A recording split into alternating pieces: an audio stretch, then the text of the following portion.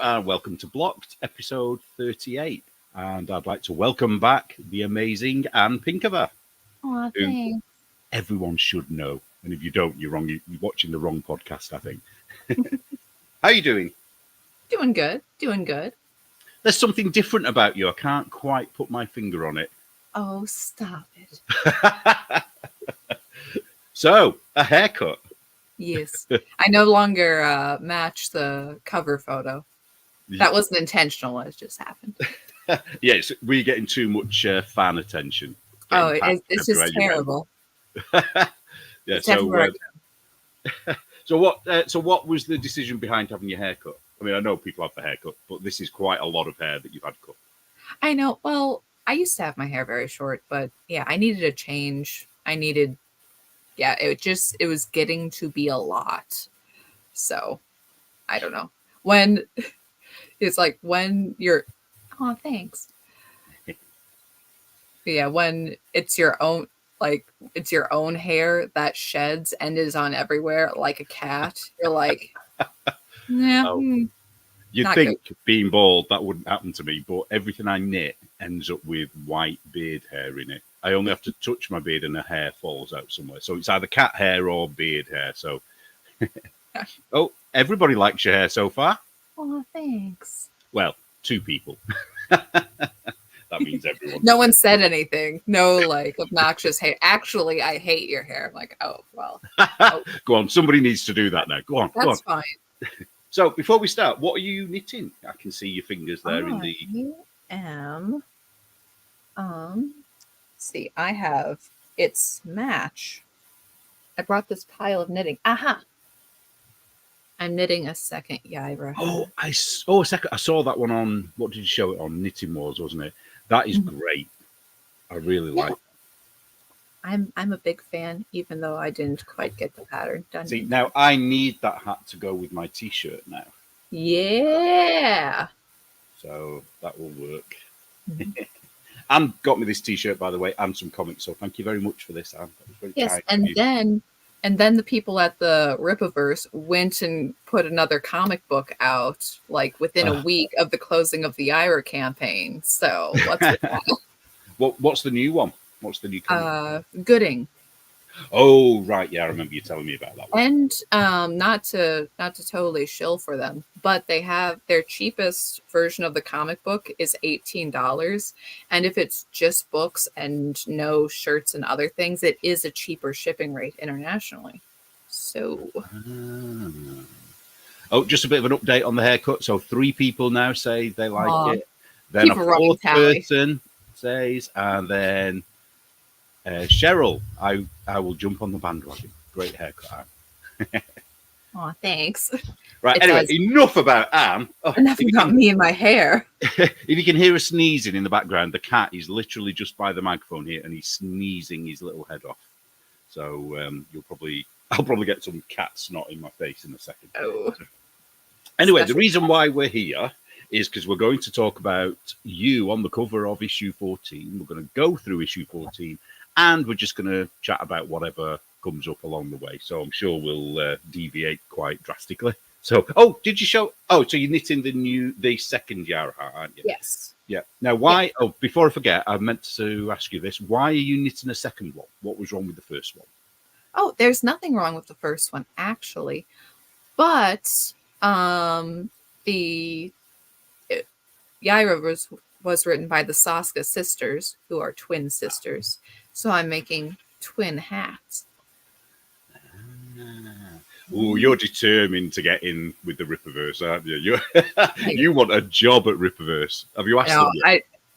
I don't even know what I would do with a job at Rip. Like, I mean, I know that there's lots of people who are gunning for like, oh yeah, like job as artists or writers or whatever. I'm like, I'm not an artist or a writer, or I don't have any tech skills.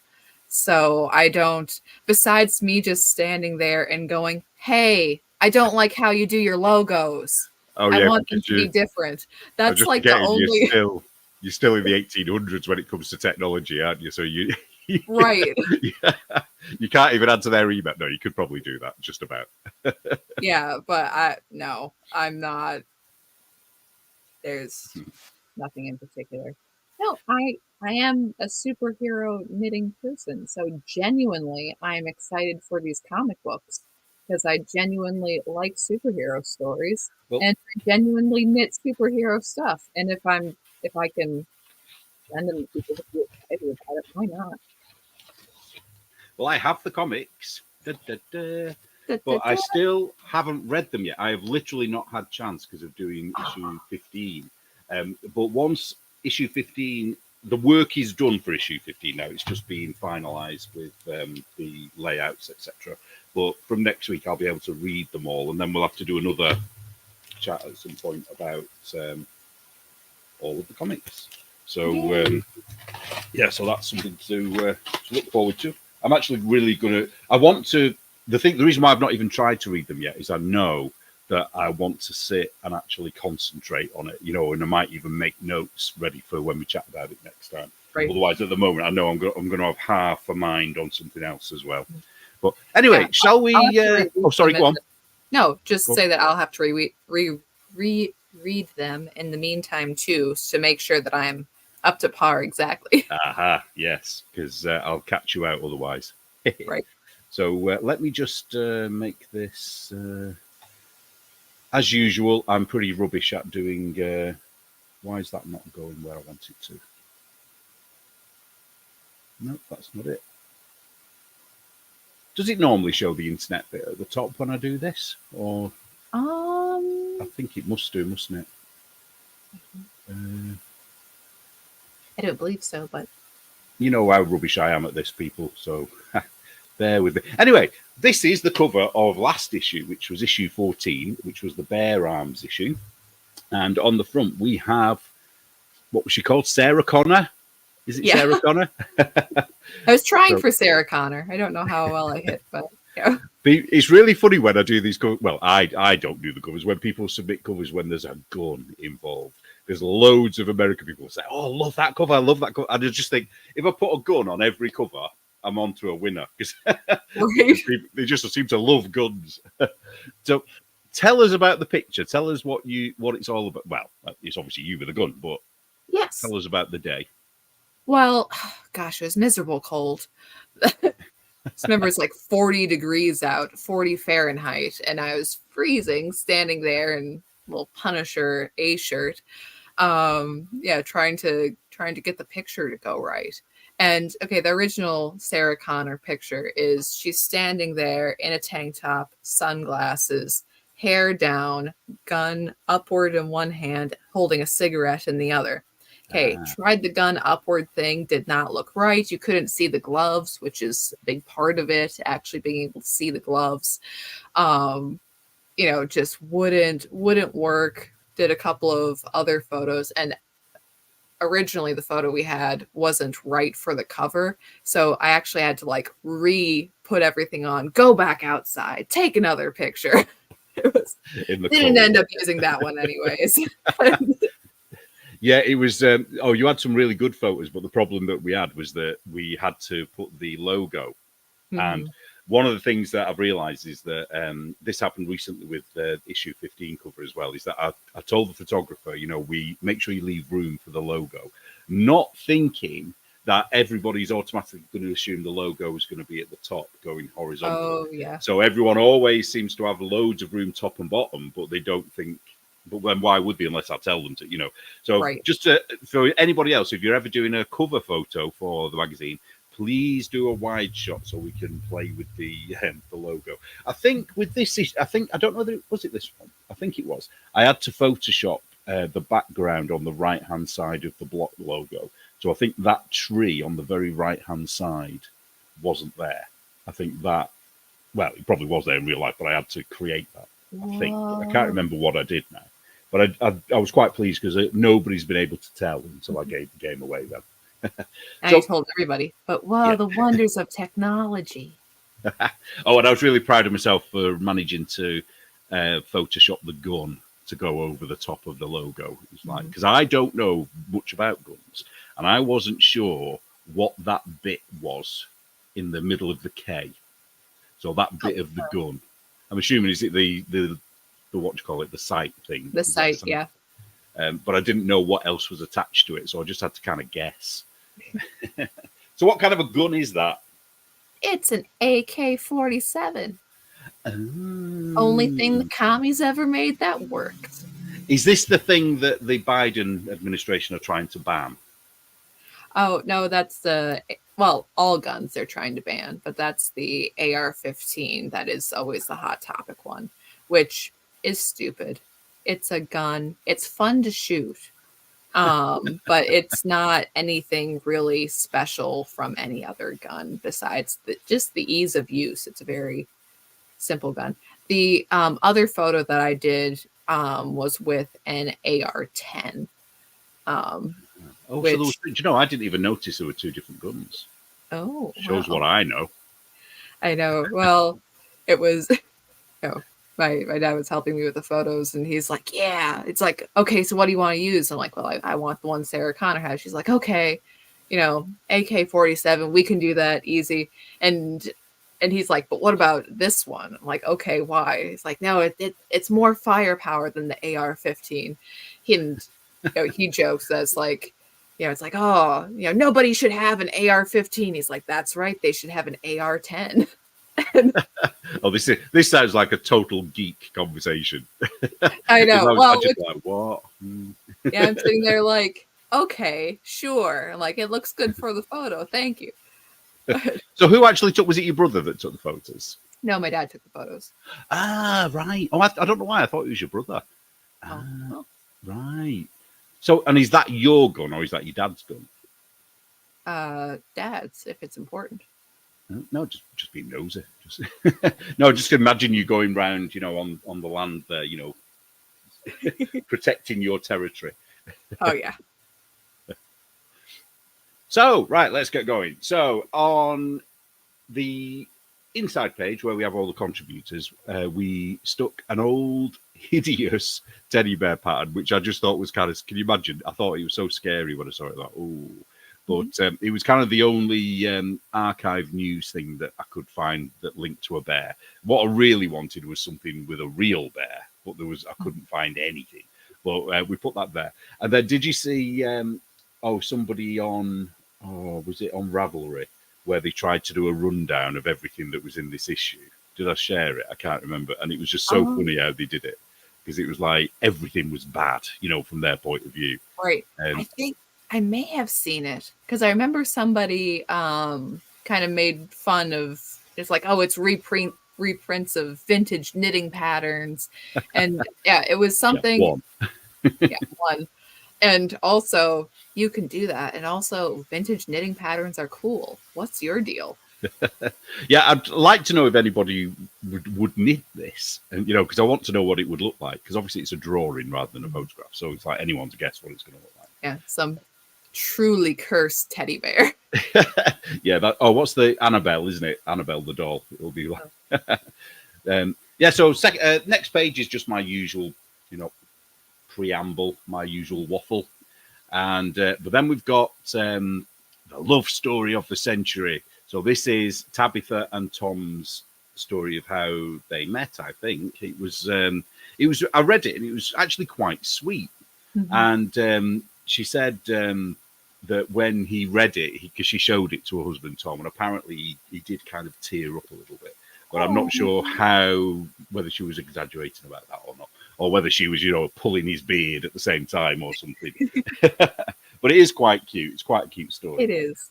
And then Paisley's adorable also. Well, yeah, I was just going to say, this is Paisley. This is Tabitha and Tom's daughter. And she's modelling South by Southwest, which is one of Tabitha's designs. And you can guarantee when Paisley's in the picture, it's always a good picture. You know what I mean? She's one of those people that just takes good, of herself, that is. She always looks good in a photo. Mm-hmm. And I like what she did with the background. It's just a fence, but it's quite effective. I like that.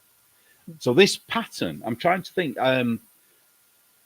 The pattern's on the screen so you can read it, but it's another one of her recipe type patterns, and I can't remember whether you just start at one end and knit to the middle point and then just change the yarn, or whether it's a little bit like the one Amy has made, where you oh, what do you do? Do you have to do an intarsia thing in the middle? I can't remember now, but anyway, it's a if you've got two skeins of yarn, that would work really well, I think.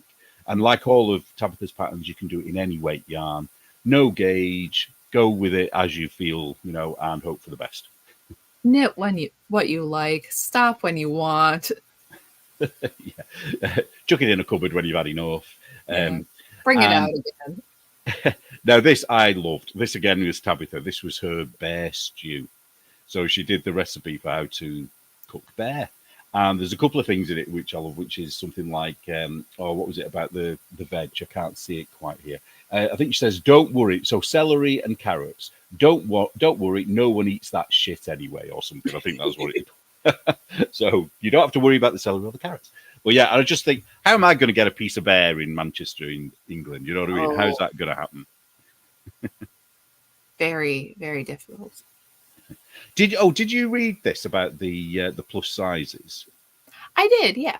Yeah, what was your thoughts on it? Because no, I've not had any feedback about this, and I was quite intrigued to see what people thought of this.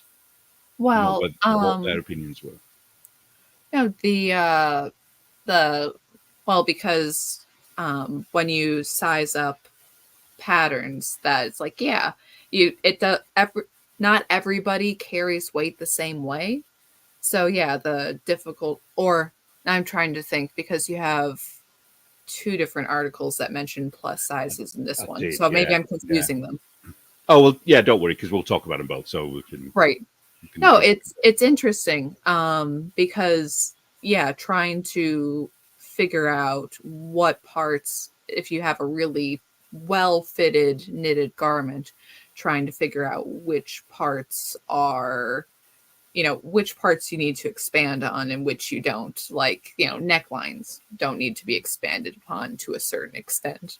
And, but the upwards on your sleeves will.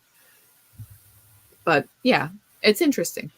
Yeah, and one of the things I thought was when I saw the images that are there, in the original document, there's a whole range of the body sizes, gradually getting bigger. Right. And when you look at it from the front or from the back, it's kind of really easy to think, oh, it's easy. You're just making the same thing bigger. But it's when you see it from the side, like the bottom picture there, that you sort of think, hang on a minute. But then, when you start to overthink something, because I was thinking, right, do we have to accommodate for that if you're making plus sizes, or does the garment just stretch around it? Do you know what I mean? It's quite. Yeah. So I was starting to think, do we need to do belly darts and all the, is that what? And then I was thinking, well, nobody's needed to do that before, so why would we need to do it now? So I think I was definitely thinking too much. And like Elle says here, it could be used for women's knitting too. Right. Yeah, that was the conclusion I made, was that if it's this if there's this much of a variance in men's bodies, then what is it like in women's knitting? Because there is literally so many variables, for a woman's body, her hips, her bust, everything's different. Mm-hmm. So how do you get the pattern to fit every time? You can't, can you? That's the thing. There's no magic formula. Well, there probably is a magic formula. Elizabeth Zimmerman probably gave one, but I don't know. And this. Sorry, go on. No, sorry. I was again trying to remember, but yeah, the sideways ribbing is a curious thing.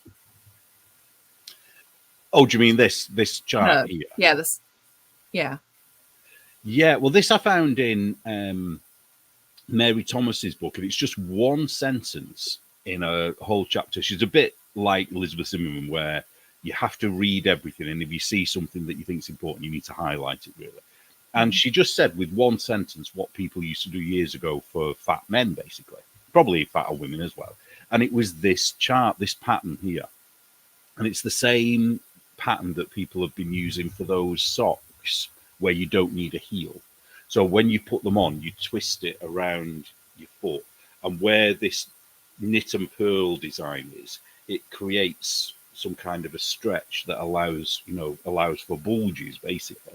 So she says that they used to make the sweaters for big people using this pattern, but I've never seen an example of it. And obviously I didn't have the time to knit an example of it.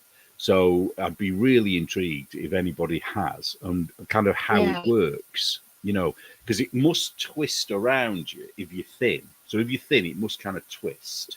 Mhm. Whereas if you're fat, you'll pull it around your belly, and then it must lie straighter, I think. I don't know. I don't know. So, It'd be interesting to see. yeah, so if anyone out there wants to test the theory, please do and let us know. Oh, and this advert here is for the current issue. Well, say the current issue, the issue that's going to be released very, very soon. So it's probably going to be released maybe not this weekend, the weekend after. So it'll be around the last day of June or the 1st of July, one or the other. Touch wood, if everything goes to plan. So you took the picture on this advert, didn't you? I forgot about that. It's just, yeah. So your little Wolverine doll, and did you knit him a scarf, or was that something that you already had? No, I did knit him a scarf, actually. It's not even bound off. That yeah, Neil was all like, "Oh, so you want to take a picture?" So I grabbed a little bit of yarn, and it was like 3 or 4 stitches, little tiny needles. I'm like quick knitting, just this little tiny thing, and I have it wrapped around the action figure's neck, and like the knitting is still on the needle. I have kind of like pulled out of shot a little bit. I'm like taking a picture, Wolverine sitting on a blank white piece of paper, and I'm like trying to get the photo. I'm like, there it is. There we go. We got it. Wolverine really scarf done. Yeah, where was the pattern for this scarf? Come on, you should have put that in the magazine. I know, seriously. Garter stitch, 3 stitches, that much. And don't bind off. Yeah, don't bother. Just pull it out when you're done. This was one of the Dissidents. So, for the new magazine, we're going to do a break from the Dissidents. And it's not because there's any problem. It's just that we're losing track because the numbers don't correspond with the number of the magazine issue. So this is in issue 14, but we've got Dissident number 17. So what I would like to do, because what the mistake I made early days was if there was more than one in the magazine, I gave them both a number. Whereas in future, I would do number, say, 15A and 15B, so that it still stays the number of the issue. Because when people say, oh, what was, can you tell me what that one was? Or which is, somebody asked me recently, Annie asked me recently, which is the rudest dissident. But I can't remember because they don't correspond. So that's why I'm just taking a break. So it's not that we're not going to be doing them anymore. It's just we're going to catch up and then we'll be carrying on as normal. So in the next issue, in issue 15, I'm just going to have the blank template of what I use to design them. So you can just use that as a blank dissident, or you can design your own if you want to and submit them. So like the rude ones. What did you think of this one? This is about the, I don't even know how you say this properly, OECOTEX standards. I think it's interesting. I think it's interesting that it's not an official government test, that it's like it's a different standard, which I think it's a very useful thing to have. Not that you can't necessarily pay a guy off to say that you passed, sort of a thing if it's separate, yeah. But also you can pull that crap with government regulation too. So yeah, it just makes me wary because I'm a little bit suspicious with, having at one point been in the EU. Mm-hmm. They have so many rules and regulations for everything. It's like unbelievable the things that you have to do to get anything out there in the world. Right. And some of the things are ridiculous, the lengths they go to. And it's just to me, it's a money-making scheme. And I worry about this because I just think, did we need it? Did we really need this? People have been knitting for how long, and have people been dying? Is that, and we just don't know about it, or have they? Yeah, I don't exactly know where the dye harm is. Not that it couldn't be happening, but yeah, it's weird, isn't it? Because I just think have they been very clever and created this test and this standard and then it's going to kind of become so normal that we're then going to expect it, and then it's actually going to be ingrained in the industry, and then everyone thinks it's legal, a legal requirement when it isn't. But someone was saying, I don't know whether it was on Craftsnack or someone was talking about it on Craftsnack, and somebody had said, "Can you believe I'm having to burn this?" And it was a thing that she'd made, a teddy bear or something, and she was having to set it on fire. And I think that was so she could get the standards on her future. I might be wrong. If someone's read it and knows different, please tell me. But I think it was so that she could say, she'd done everything they wanted her to do, and therefore her product was safe, I think. Oh, that's awful. Yeah, can you imagine, like, those hats that you've just knitted, if you had to burn one of them? It'd be like, nah. I'm sure it'll be all right. No. Aha, now, this is a cowl pattern by Liz Clothier. And your name appears. So I just wondered what your part in this was.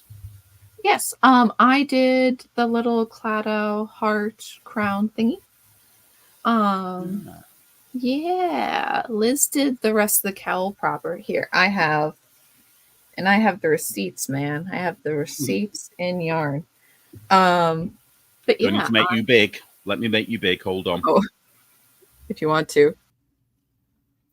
Hello. But yeah, I did the little heart guy. And yeah, I did I always do a lot of different samples. So all of the variations and oops. Yeah. All of the stuff to figure out what is the best one. I love how you do so many.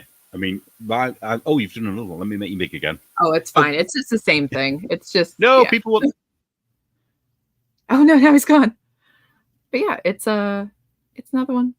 One that cool. A reject one with 2 skinny arms, and it was a little. Yeah, I find it fascinating how you go to so much the lengths you go to get the design you want.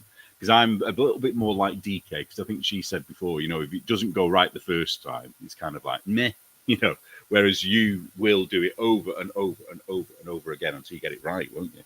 Yeah, I mean, and oh, this is a different one. Sorry. But yeah, I want it to be, right and proper and have the. If something is rounded, I want it to be properly in the round and not jagged and everything. And with this pattern, I do have to say that it was funny having that process, not with me, but with Liz. That I'd be like, okay, Liz, which of these do you like best? And then I'd do a couple more and be like, okay, hang on, I did another one. How about this? And then I bet she was like, the first one was fine, Anne. I bet she said that. Well, and I'm sitting there, I'm like, okay, well, I mean, it's like I could, and then I had a picture of that I didn't even knit out. I'm like, just a chart. I'm like, but do you want just the hands around the heart and the crown? She's like, no, it says bare arms. Like, okay, arms staying. But having that kind of conversation. Is the design I've seen it on rings. Is that where you normally see it? Yeah, because it's an Irish thing, isn't it? Yes. I think it's pronounced Claddagh. Oh, I didn't know that. Right. Sign, but yeah. Oh, we'll put it back up. Yeah, because it's really quite cool actually. And did you do the bit at the bottom as well, or did no, I didn't. Liz did everything except for the heart and arms. So. Right. Has anybody knit? Just asking anybody in the chat. Did anybody knit this? Let us know if you did, because because you mentioned, didn't you, a while back that you'd be interested to see photos of things that have been knitted from the magazine. I think it was you who said it, wasn't it? So yeah, I am quite interested. If you have knitted anything that's been in the magazine, let me know and send me a picture, and I'll start, putting them in somewhere. I've been a bit wary of asking in case nobody's ever knitted anything out of it. Can you imagine? Which is probably true. I don't know. I don't know. Well, you have the ugly cat shawls that people are making for. Well, that's true. Next issue. And I know for a fact that Shauna Stitches started a bit of the puzzle box quilt. So yes, there we go. Yeah, Why is it called And My Heart? Do you know? I don't know particularly. I assume it has something to do with the Claddagh theme, but Yeah. I should have asked her when she sent it to me, really, but I was too busy. Like, oh, great, a pattern. So this is the review. So we've had, I think we've had two. Is this the first review off Joe Bob, or is this the second review? Do you know? I can't remember. I want to say it's the first. I'm getting confused because I've read the second one already, which will be in the next issue. That's right. Yeah. So she chose shawls that were designed by the Cozy Up sisters. I don't know whether anyone watches their show. I do watch them. And the first time I was recommended to watch them, the first time I couldn't sit through the entire episode because there were too many people in the kitchen and it was just bedlam. But I think I just logged in, well, not logged in, but I just saw one of their more hectic ones. And usually it's not as hectic as that. And now I kind of like it when you see, because you see people in the background going into the fridge and making sandwiches in the background, which I think is hilarious. Well, anyway, yes. So our friend Joe Bob from Australia, she's knitted lots of their designs, and this was the first one she chose to review. And I think she did a good job because she said what she didn't like about it, and she says what she does like about it. And I think she was very fair. And I think overall she would recommend them. I think there was one of them that she said she found a bit boring, but that's because I think Joe is a very, very experienced knitter. And I think, whereas a lot of us would be happy just getting on with garter stitch for a couple of days, Joe probably doesn't like that. I don't know. We'll see as she writes more of these reviews, I think. But yeah, she's written the second one. Sorry, go on, Anne. No, I like the review, and I like just the idea of having reviews of knitting patterns. That, I mean, I know that having pattern pages and stuff kind of has that function, but you look at a pattern, you're like, oh, how does the pattern make sense? Is it well written? Is it, And I mean, there's always going to be an element of, personal choice. And, if you're reading this, you might have thought, oh, no, I hated all of those shawls. I didn't like any of them, and that's perfectly valid, isn't it? It's just, I can't believe I had to knit all these shawls for this magazine. Yeah, poor Joe. Can you imagine? She's probably like thinking, "Oh God, I've got to find something to knit." No, she's quite excited about doing it. I think because she's got a lot of old patterns and new patterns. I think you could probably open a yarn pattern. A pattern shop with the amount of things that Joe's got. So I think she's going to do. I miss seeing her on Knit Night. Yeah. I think she's just had a lot on, hasn't she? She's just been very busy. Right. Writing these for the magazine, so obviously I have her in a back room. I have somebody whipping her to make sure she carries on. Right. But yeah, so I'm really looking forward to seeing what other ones she does. The next one's a good one as well. So anyway, so that's the reviews of the shawls. And then this was another Dishant that was submitted by Goose Mom. That isn't her real name. Now, I had such a panic over this because it must have been right at the last minute I managed to find out the name because I couldn't find the email because she sent it to me ages ago. If you ever send anything to me and I don't reply within about 2 days, it means I've either completely missed it or I haven't got it, because I will always acknowledge an email. And this has happened twice now where I just can't find it. And I think, there was something. I know there was something, and I managed to get the name right at the very last minute. So it's like, because otherwise I was going to have to write this whole apology in that space, saying, I know who you sent it, and I remember you sent it, but I can't remember your name. So sorry about that. I'm so sorry. Yeah, this is a problem because I think I've got 4 email addresses, and things get sent to me on all 4 of these emails, plus Telegram, plus Instagram. So I kind of sometimes lose track. I need a PA. That's what I need. This is the other size inclusive piece, and this was a bit of a sort of reaction to the grocery girls when they called out petite knit or petite knits. I can't remember what our username is now, and I kind of took a little bit. What's the word? I was a little bit annoyed at Jodie, especially because I just thought it was ridiculous. And I felt like they were causing trouble where there was no trouble needed.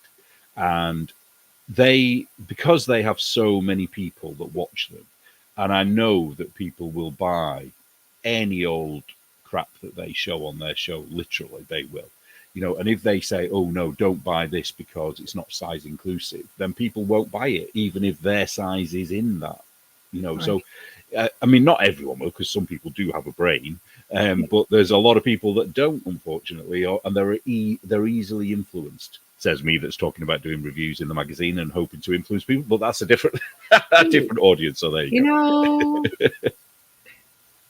Nobody has to listen to either the Grocery Girls or Joe Bob. Exactly. And pick out 20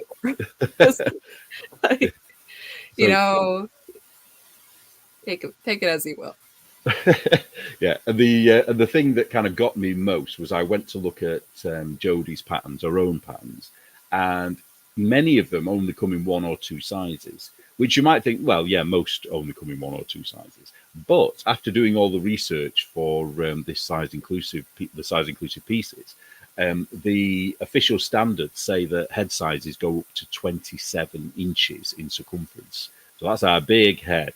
So if you're going to be size inclusive, you need to make your hats 27 inches as well as the pre-knit sizes as well. If you're going to be fair, and the thing about it, I don't know whether, well, I think you did watch it, but it was really cringy how when they were kind of called out on it, because they had a guest on, and I think they were hoping that this guest would be, reinforcing what they had said, and the guest did the complete opposite and basically said that Petite Knits had done exactly the. I'm paraphrasing and putting words in her mouth there, but had done the pattern. It was a good written pattern, well written, and it shows that Petite Knits knows what she's doing. That was the thing.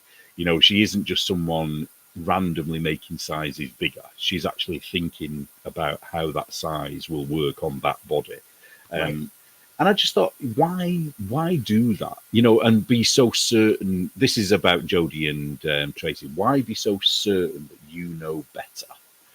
Because they're not designers, really. They don't design sweaters, so they're not going to necessarily know. But yeah, I just thought it was really unfair, and it's been interesting since. Is they keep featuring petite knit patterns now, and I think that must have been the deal that was made off camera. Rather than getting sued. I don't know. I'm just saying that, allegedly. I don't know. Instead of an apology, I guess.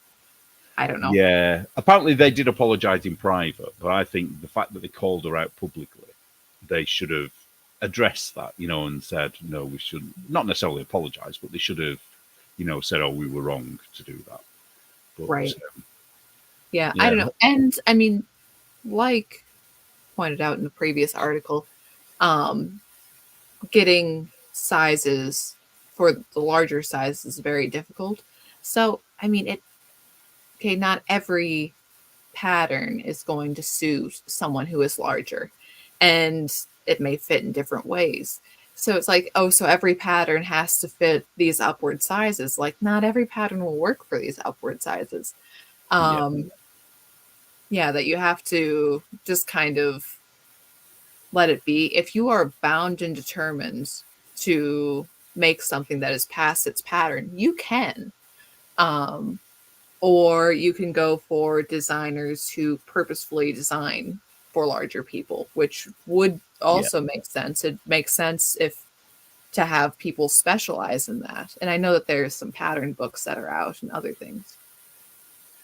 Yeah, there was one I saw recently, but I think it's got good information in it. I can't think what it's called. If I remember, I'll put it in the notes underneath later.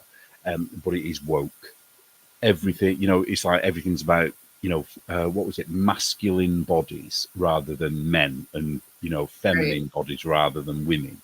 And they were tripping over themselves to be, inclusive in how they, dealt with it. And it's like, just nobody cares about that nonsense. Just give us the details, But I think the information in there was probably quite good. But I'll share that, I think, after, because I cannot remember who did it now. No, not off the top of my head. Oh, here's something. I don't think I've talked about this yet. So Elle says these are the same people who complain about needing a fat tax discount on yarn. I can't remember whether I talked about it in this. I don't think I did. But yeah, she's right. They do. And I find this hilarious because who's going to check? So usually it's if you buy 7 or more, I think you get 1 free, I think is usually how they deal with the VAT tax. And it's like, well, I just think it's wrong on every level. And I'm plus size, you know what I mean? And I everyone wants to benefit from a free skein of yarn, let's face it. But why should I pay the same as somebody who's a size extra small when I'm using 3 times the fabric as they are? You know, that's what I just don't understand why they don't understand. You know, I think, don't know, do you have a view on that?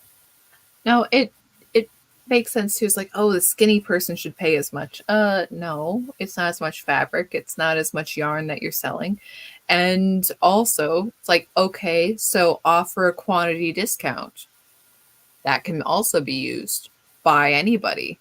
You're not going to necessarily check somebody's size or, maybe there should be an extremely tight gauge tax too for, like, I'm sorry, I need way more yarn than everybody else. I crochet on little tiny needles and I need this.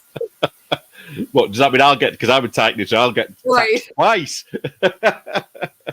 But the fact that they're calling it a tax, isn't it? That does my head in, because it's like, it's not a tax. It's, if it was a tax, it would be, one, that money wouldn't be going to the yarn dyer or whoever it is. It'd be going to the government. Right. So it's just stupidity. It just doesn't make sense. Yeah, it's like, you don't understand yarn or sales or taxes.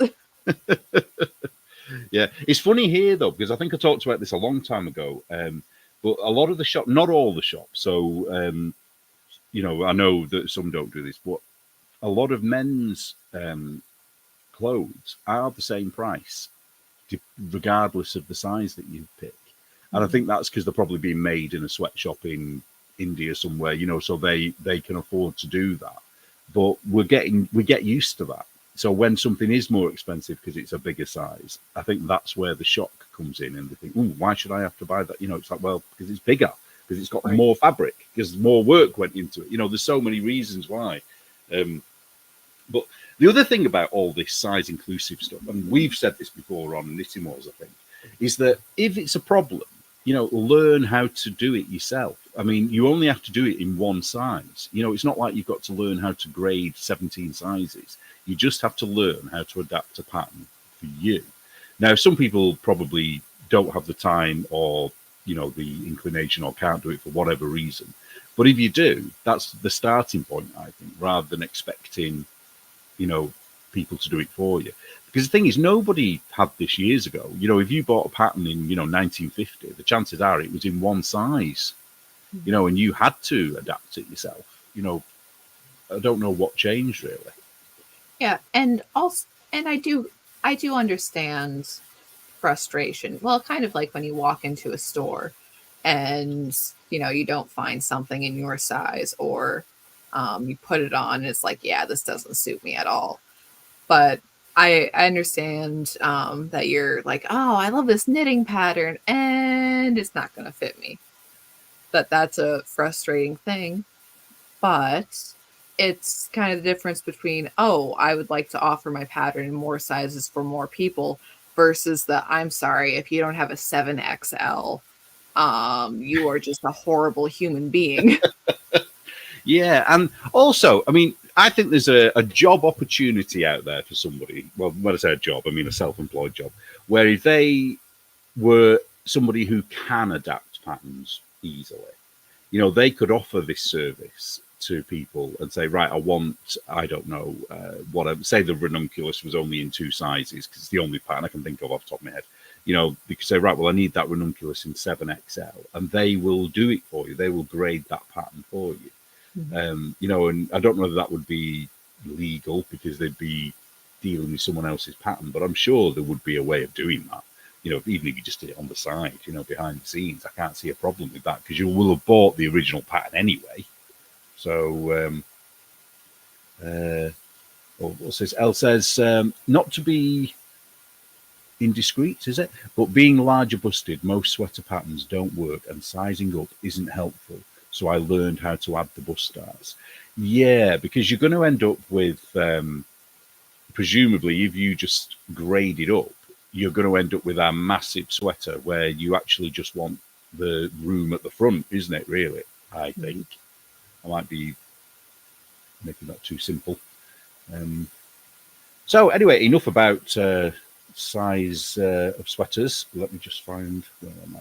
Here we go. So here we've got some adverts for podcasts, and then what's this I see on the right here? We've got some knitting abbreviations and something called a braided increase.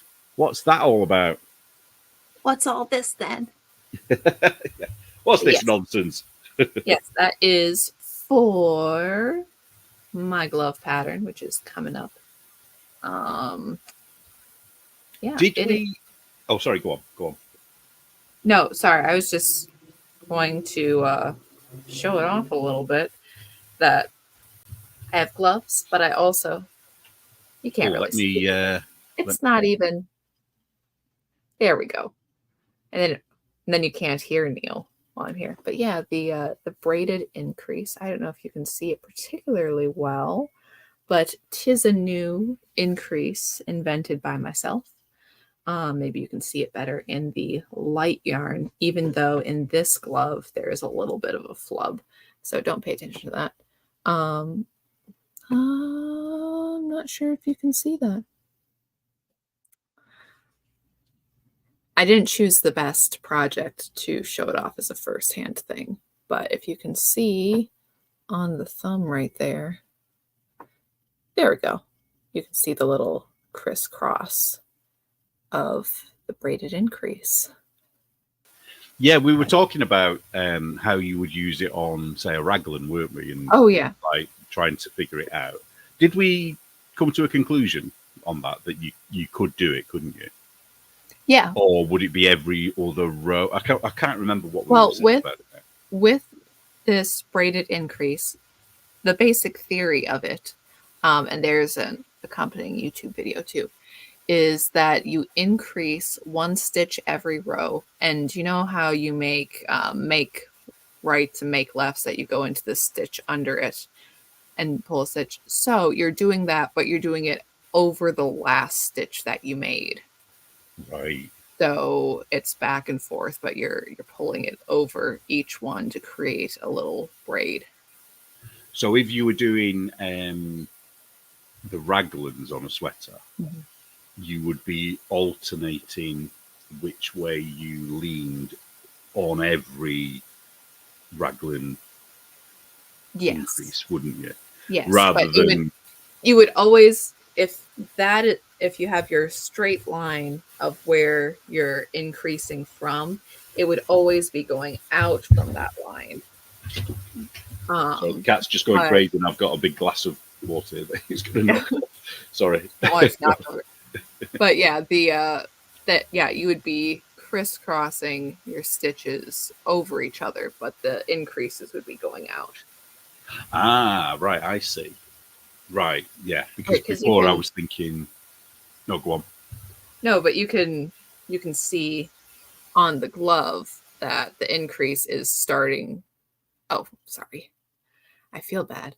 But the increase is starting here, and you can see that the pattern has to grow out upwards on that. So. Right. So it would be exactly the same on a raglan increase then, wouldn't it? Right. Yeah. I'm thinking it would have to alternate, but no, you're right. It would be the same. No, I mean, you are doing the stitch, like normally on a raglan, you increase 2, and then the next row you knit plain. So on this one, you would just have to increase 1 every round instead of increasing 2 every other round. Right. Yeah, because it is hard to see. I mean, obviously in real life, you can see it pretty well. And if you do close-up photos, you can see. But it kind of does, it's really quite cute, isn't it? It's sort of, the effect is very different. It's not something I've seen before. And I think we came to the conclusion, because I asked Cezanne to do, Cezanne is our tech editor, and she does a lot of the editing as well. And I asked her if she could find this anywhere else, and she couldn't. So we're quite confident that this is a brand new technique. Yeah, and that's somebody will find it now and say, no, Zimmerman did it. Yeah, well, maybe she did, and that's the thing, though, that I'm like, well, I think I've done something new. I don't really know, though, because infinite number of knitting books and people and ideas and things. I'm like, well, it's entirely possible. Maybe this works better to show. Yeah. But yeah, I mean, you can, again, don't look too bad at the flub in the middle. I know that one's so bad. But yeah, you can see, hopefully you can see the little braids either side. I think what we might have to do to show it another time, but is maybe do it on really chunky yarn on massive needles, obviously, just to show it. I mean, the video that I did, you can see it at the end of that. Yeah, we put a link to the video, didn't we? I think. Yeah. I can't. Well, it would have been the graphic designer that did that. Mm-hmm. Someone again, Elle is asking off topic. Anne, are you going to the North Country Fibre Festival? I hope to. Yeah, it's a good festival. So your fans will be there to pap you after being on the cover. You might need a secret, dark glasses and a hat. I just show up wearing the same glasses I wore on the cover, the big pink Ray-Bans, and they're like, yeah, we recognize you. Yeah, I tried to make these gloves. I got as far as the increase, and I just ran out of time. And the yarn I was using because I think you said you might have problems with that. I was using felted tweed. Yeah. And felted tweed doesn't have much give, really, does it? And this technique needs a bit of give, doesn't it, in the yarn? Yeah, it doesn't like to stretch. I love Rowan felted tweed, but yeah, it doesn't like to ribbing. It doesn't like to gather in on itself. But yeah. Oh, hold on, stay there. Do that again. No, I'm just showing off the difference because I didn't finish the second glove either. It's sitting over on my end table. But yeah, it's the two versions, the shooter's mitts, as is proper for the bare arms issue, and just regular gloves because that's what most people I think you should wear them like that. Like this. Yeah. Like that. Never explain it. Never. No. What is it they say? Speak of the devil and what appears. Yeah, so we just mentioned your name, Cezzy. She must have heard. So Cezzy's our tech editor. Mm-hmm. Yeah. So I bet was you enjoyed designing those gloves, didn't you? Oh yeah. Yeah, I could. When somebody really enjoyed doing a particular thing, because I thought, you were really sort of. No, I like these. I had this was a concept in here. I have little scrappy bits for this one too. Because this was a concept that I originally had when we were making the Batman mittens, but I couldn't get them to fit in the template. So here's all of the, I have some testings for the Batman mittens that I did. But the first one that I have, I was trying to fit the Memento Mori into, I think it's 27 stitches across. So the words were bleeding into each other. So I didn't like how I got the words. I don't think it was very readable, but I liked the skull. The skull was fine. So yeah, there was. Yeah, it's very Punisher, isn't it? It's quite cool. People think, who's Punisher? He's a comic character for those that don't know. That's right. Well, and there's this really brilliant comic panel. I think it was in a Defenders comic, but you get the idea of Punisher very strongly in a lot of different things. And it was this beautiful panel. And there's two bad guys and they're talking about their nefarious deeds in this basement. And there's a single light bulb and they're like, yeah, we're going to do crime or whatever. And they're talking back and forth. And then you see Punisher, just the white skull on his shirt kind of swim out of the background as he comes up. And Punisher grabs the guy, and the guy says, "Oh man, I'll tell you anything I want. I don't want to die like this." And Punisher goes, "You don't want to die like this? You shouldn't have lived like this." Ooh, and then shoots him. Probably. He Oh, kills them, definitely. I don't think that there's a definitive ending on you figure he killed them. yeah. Is it one of those where it's all kind of done off panel, so you know it's happened, but you don't see any drawings of it? Yeah, I don't.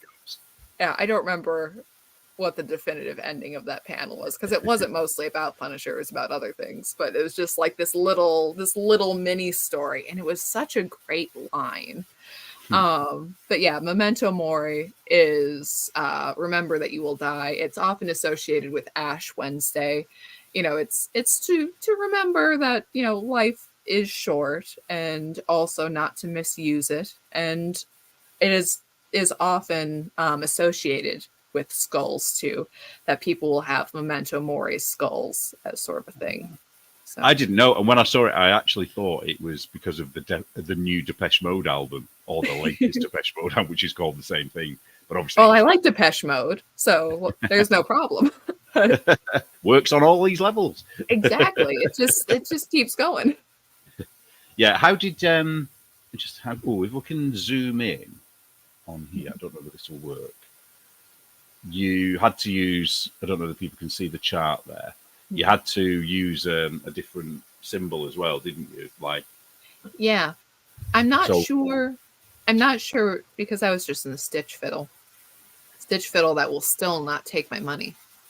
Oh, really? You still not got on? Wow. No, and it said something about, because it's an international company, that maybe my bank keeps bouncing it. Anyways, bank statement, no charge, will not allow me to pay for it.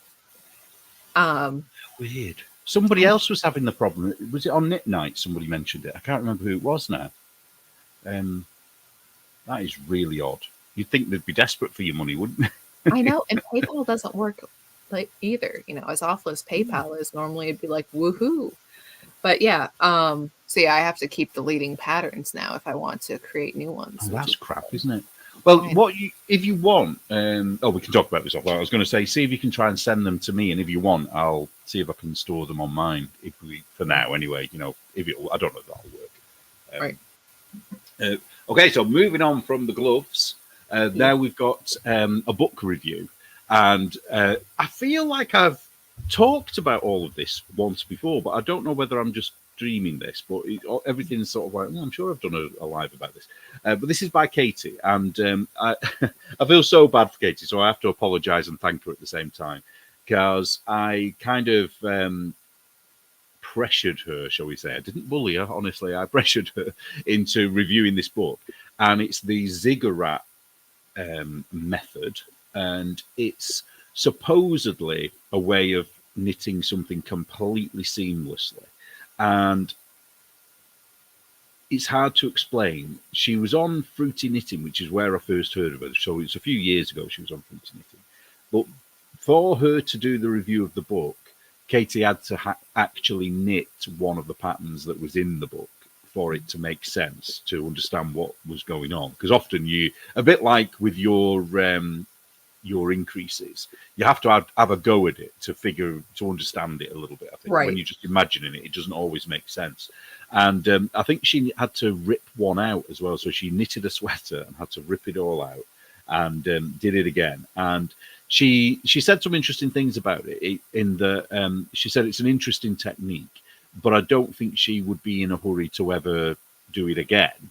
But she was glad that she'd done it and tried it and played with that new way of, you know, I don't know. Well, I don't want to say it's a new way because it may have been out there before.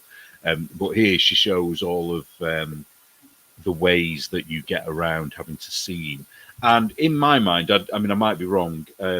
You're kind of having to do loads of short rows. Obviously, I think it's the only way around it.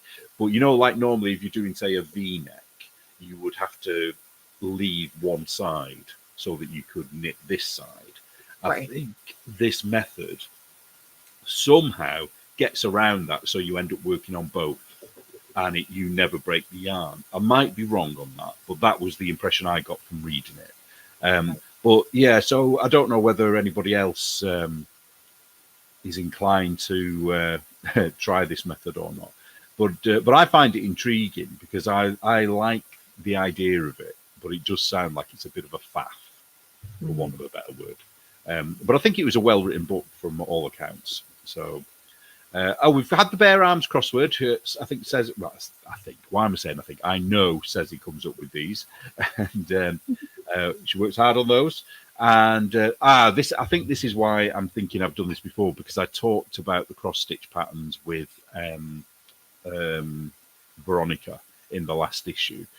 So I won't go into too much detail with these, but yeah, we're now doing cross stitch in the magazine, and I've been designing them, and also Mockingbird's Realm designs for us as well now. And it's been a bit of a learning curve. So little things that I've learned is that, for example, the bear on the right here, I don't need to have all that space around it. I can actually crop it quite close to where the stitching is. Little things like that that I didn't know about before. But the thing I like about designing the cross-stitch patterns is you've got more freedom, whereas when you're doing, say, a pattern for Fair Isle, you're kind of restricted to 2 colours, aren't you? You know, in any one row. Whereas with cross-stitch, any sort of gradient thing just gets difficult. And yeah. I think Nitty McPurley had a design, didn't she? Did she say she had 4 in one row, 4 colours, just on one row of the sweater? And and she had to kind of, that she had to stop on the pattern because she couldn't figure out how to. Yeah, I think, didn't she buy something for a finger where she could have all the yarns on a finger? I think so, yeah, but she, didn't think that it would be a pattern most people would want to make, which is a pity because it's a pretty pattern. Yeah. But then I suppose it's having to write it. And then the thing about patterns, isn't it, is that it doesn't matter if the pattern's good. If there's something in the pattern that's too hard for the average knitter to do, they're going to say it's bad. Even though there's nothing wrong with the pattern. It's just that it's too difficult at that stage for that particular knitter. So I can see why she would probably not want to put it out there. But I think loads of people have been pressuring her to put it out, I think, by the sounds of it. So she might do eventually.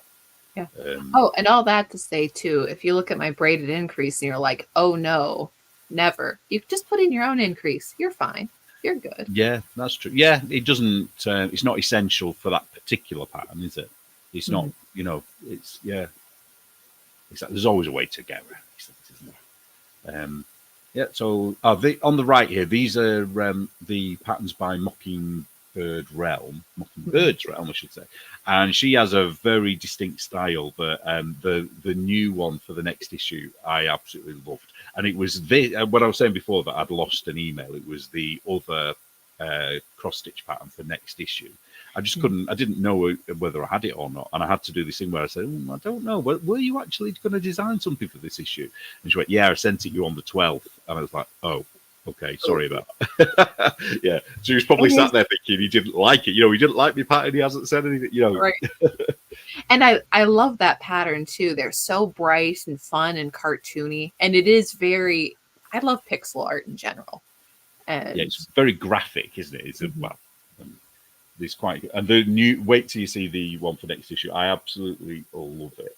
It's I can see now, seeing the two together, I can kind of see she's got a style.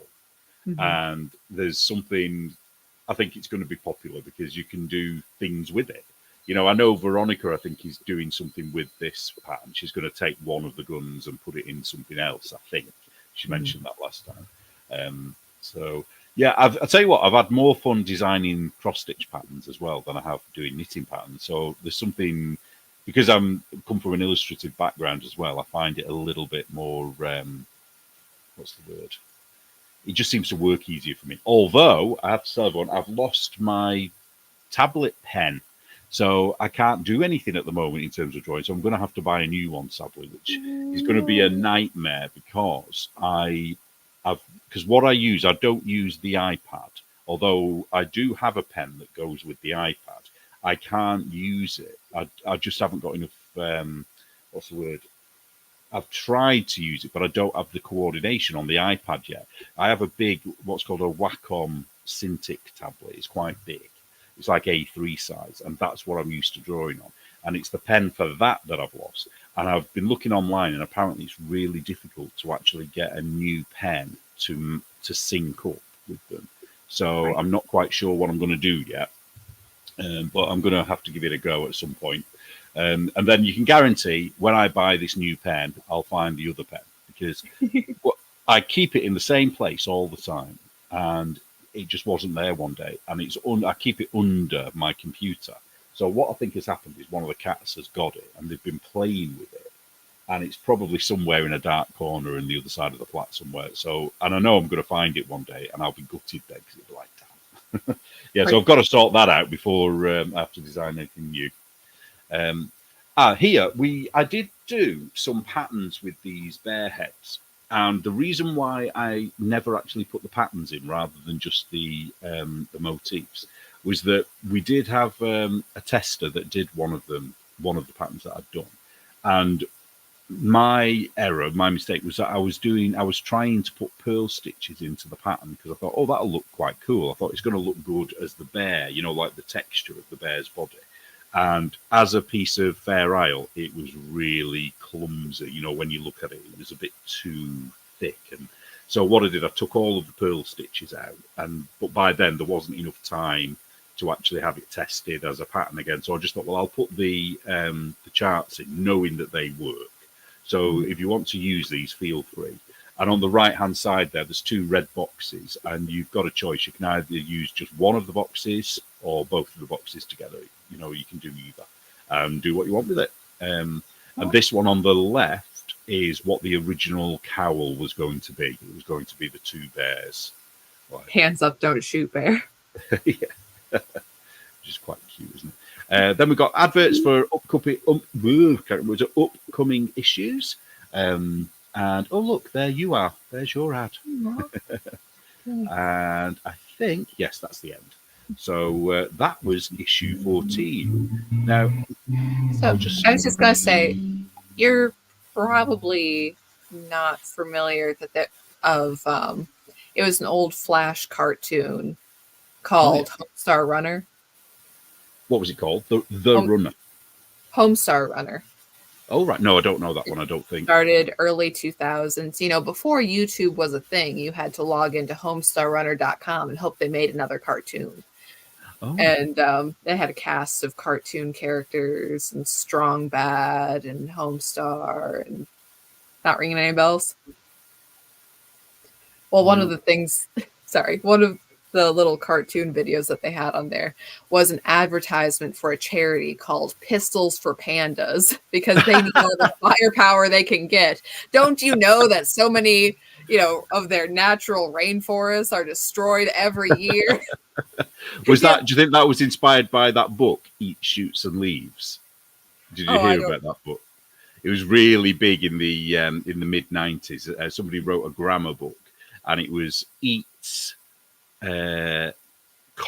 shoots and leaves, and that's where they got this idea. Talk about commas, that if you don't have a comma, it changes the meaning. So it was about a panda. So it was panda, and then the definition was eats, shoots, and leaves, rather than eat shoots and eats leaves. Yeah, sorry, I'm talking now. You're probably what's he on about? So I think that's probably where they got the idea to have this panda with guns, I would have imagined. Right. Yeah, and they don't sell the shirt anymore. I wonder if you can find one, but it's a panda face with the eyebrows are pistols. Oh, that rings a bell. That does ring a bell. But yeah, it was very similar to another animal rights activist things, but it was supposed to be a celebrity endorsement, and it was, so our entire plan is that we're going to buy all of these cereals with the good toys with box tops, give the box tops to all the schools, because that was a promotion that save all your box tops and schools can redeem them for buying stuff. So the schools get new computers, and then we're going to charm the computer lab gal, and we're going to take the computers to the pawn shop and trade the computers for pistols, and we're going to throw the pistols into the panda enclosure at the zoo. Anyways, it was stupid. I'll wait for the film. I know it was stupid. It made me laugh every single time. So yeah, seeing the bear with the pistols and the eye patch makes me think of pistols for pandas. They need all the firepower they can get. Maybe it was somewhere subconsciously then that I had the eye patch on the bear thing. You know, maybe I'd seen it somewhere, but I'm not conscious of it. But you talking about that has reminded me there's, which is a nice segue into the next bit we're going to talk about there's a French film, isn't there, with sharks in it. Have you heard about it? So I've heard equal sort of things that it's the worst film we've ever seen versus the scariest, best film we've ever seen. So I think it's going to be one of them that is so bad that it's good. But right. I'm assuming you'll be trying to watch it because Shark Week. Shark Week is coming. It is. So when does that start, and what's that all about? That is, I know. That is July 7th through the 14th. The theme this year is Raiders of the Lost Shark. Basic idea of Shark Week is that you have to declare what you are making, and you have to finish it in the 8 days of Shark Week. And if you don't finish it, you have to frog the whole thing. The shark gets you, you lose.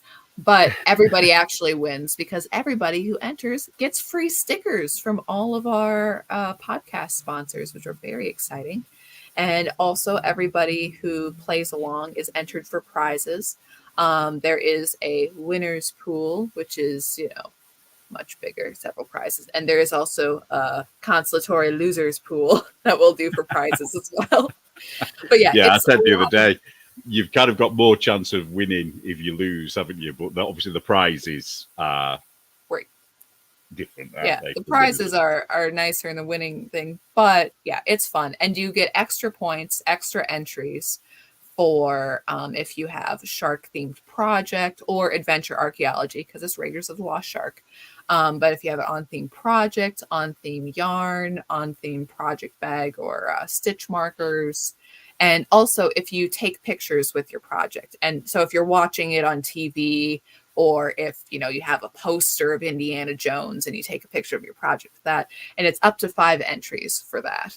Oh, wow. So, yeah. Oh, so there was a question that someone asked the other day when we were talking about it. I think you've covered this last year, but it's worth saying it again, I think, is it that whatever you declare you're going to make is what you should finish or rip out? So what if somebody asked if I made, was it 2 baby sweaters, I think they said, and I only finish one, do I have to rip them both out? You have to rip them both out. Yeah. Is it that because they declared they were going to make 2 sweaters? But if they just declared they've made one, they wouldn't have to rip it out, and they could just get on with it in a separate thing, but it wouldn't be part of Shark Week. Yeah, that would be it. I would say if you're like, oh, I'm going to do 2 different projects, it's like, you can, but really do one. Do one and make it big. Because what about if, sorry, go on. Do one and make it big. Sorry, carry on. I interrupted. No, just that it's kind of the safety cushion thing of, oh, I'll make 2 things. It's like, yeah, but you could have gone bigger. Come on. Oh. Well, what if you're a slow knitter like me, as opposed to a fast crochet, and I declared 1 sock? Well, you said 1 sock, so 1 sock. So that would be okay, right? Because I could make 1 sock in a week, but I know I would struggle to do 2 in a week. I know that, just because I'm crap like that. But I could probably crochet 5 in a week, but I'm not going to do that because crocheted socks. Yeah. That is nice. Yeah. Could they do, because we've just been talking about cross stitch, could they do cross stitch as well? You'd have to pull it out though. Yeah, that'd be tricky, wouldn't it? Yeah, that would, it's like I've had people ask about spinning too, because Tour de Fleece happens, I don't know if it's over that week, but sometime in summertime. So people have asked before. I'm like, you can't really pull out spinning though, and weaving too. It's like, it's not that I'm against it, but it's you can't really reuse it. That's the thing, isn't it? It's like with you pull out yarn, you can actually reuse it. So there's no harm. It's just your time, really, isn't it? Yeah. Yeah, I see. Yeah, it's a shame that there's no way around it, is there? There's nothing. But there's no reason they can't play along, but just not join in officially, kind of thing, I suppose. Yeah, that's true. Frogging knitting is painful. Pulling out cross stitch would be torture. Yeah. We're giving Anne ideas. You know how evil Anne is. She'll be thinking. I know. It's like we're we're only here to hurt you emotionally. Like, we don't want to. Yeah, we're only here to hurt you, not the yarn. Not the yarn. Yeah, and also, yeah, like you said, pulling out cross stitch would be torture. It's like, it's painful to be like, and I'm pulling apart this sweater, but actually pulling apart a sweater is relatively quick. That if What are you going to do for Shark Week? What have you chosen? I don't actually know yet. I have been caught so flat-footed this year. Like, it's crazy. I mean, we're doing the party, we're getting stuff, gathering stuff, it's all coming together. But yeah, Chicken Lady and Holly of Mystery Mouse, they're both doing shark themed yarns specifically for Shark Week. I mean, anybody's Shark Week themed yarn or shark in general or any archaeology thing, anything that you can fit into the theme, it all counts. But specifically for the challenge, both Lynn and Holly are doing yarns. And Susan of Delightful Works also did project bags, and they're so cool. But yeah, I don't know what I'm doing for a project. As much as I would like to order some yarn, I know it won't arrive in time. It'll probably arrive like, on the 7th, not the 7th, sorry, the 14th, and it'd be too late. I was going to ask you something else. Because I haven't picked anything to do yet. I'm struggling because I did have a project in mind, but then I was so eager to do it, I made it. So I can't use that. I can't, I could just pretend and pull it out of a bag. And Cheryl has 2 different shark toy patterns. That she has the regular Sharky, and then she has a hammerhead shark this year. DK just did a shark hat. So it's a really cool one. I really like it. Yeah, I did see a glimpse of it earlier. It's got the waves, hasn't it? And then the shark. Yeah, the waves and the sharks. Yeah. Actually, do you know what? I might do Cheryl's shark. I might. I'll see. We're doing a grocery girls now. People are going to look for things to buy. Hey, absolutely, we're just as bad as them. I know. And hopefully I need to talk with the gal about the sticker some more, but hopefully we'll get that together soon and we can put it on shirts, also shilling. Yeah. So. Oh, it's all going to be, the rules and everything are all going to be in issue 15 as well. So yes. we've this is why we've had such a short deadline this month because of Shark Week. Because what we had to do is make sure everything's done, because the patrons get to see the magazine a week early, you see. So everything has to be finished by this weekend so that we've got a week for the patrons to have the preview before we release the real one. And we wanted to have at least a week for people to gather their thoughts about Shark Week, because I didn't want it to be released like the day before the 7th, because obviously then people... Oh, no. Yeah, so it's like, bloody Anne. So all these weeks. I'm sorry. Yeah, we should be better organised, really. We know it's going to come next year, so we should have I know. I bet you've got the theme already, haven't you, for next year? I bet you've already thought about it. I have a lot of ideas, and they're... Okay, when choosing Raiders of the Lost Shark, let me tell y'all, there was a list. But we'll choose.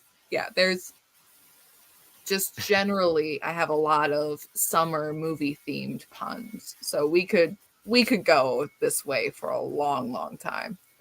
But yeah, but next year's theme isn't chose yet. I mean, we're still thinking about this year.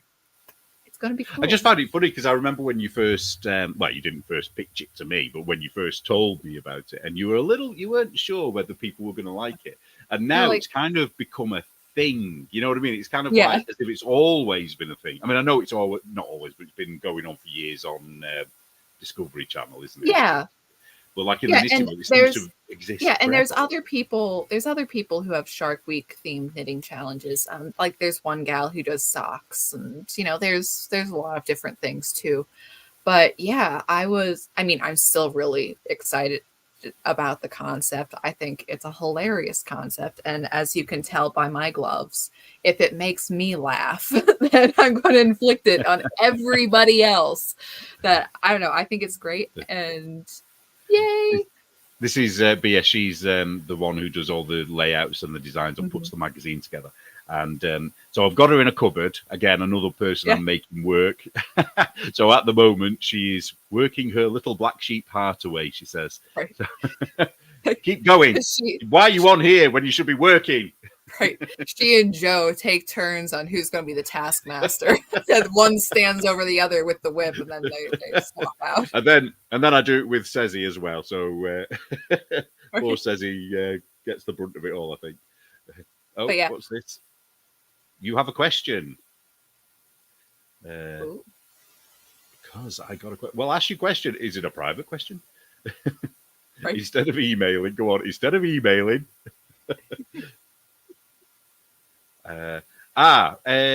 Cezzy's in the chat. Cezzy will be able to tell you that.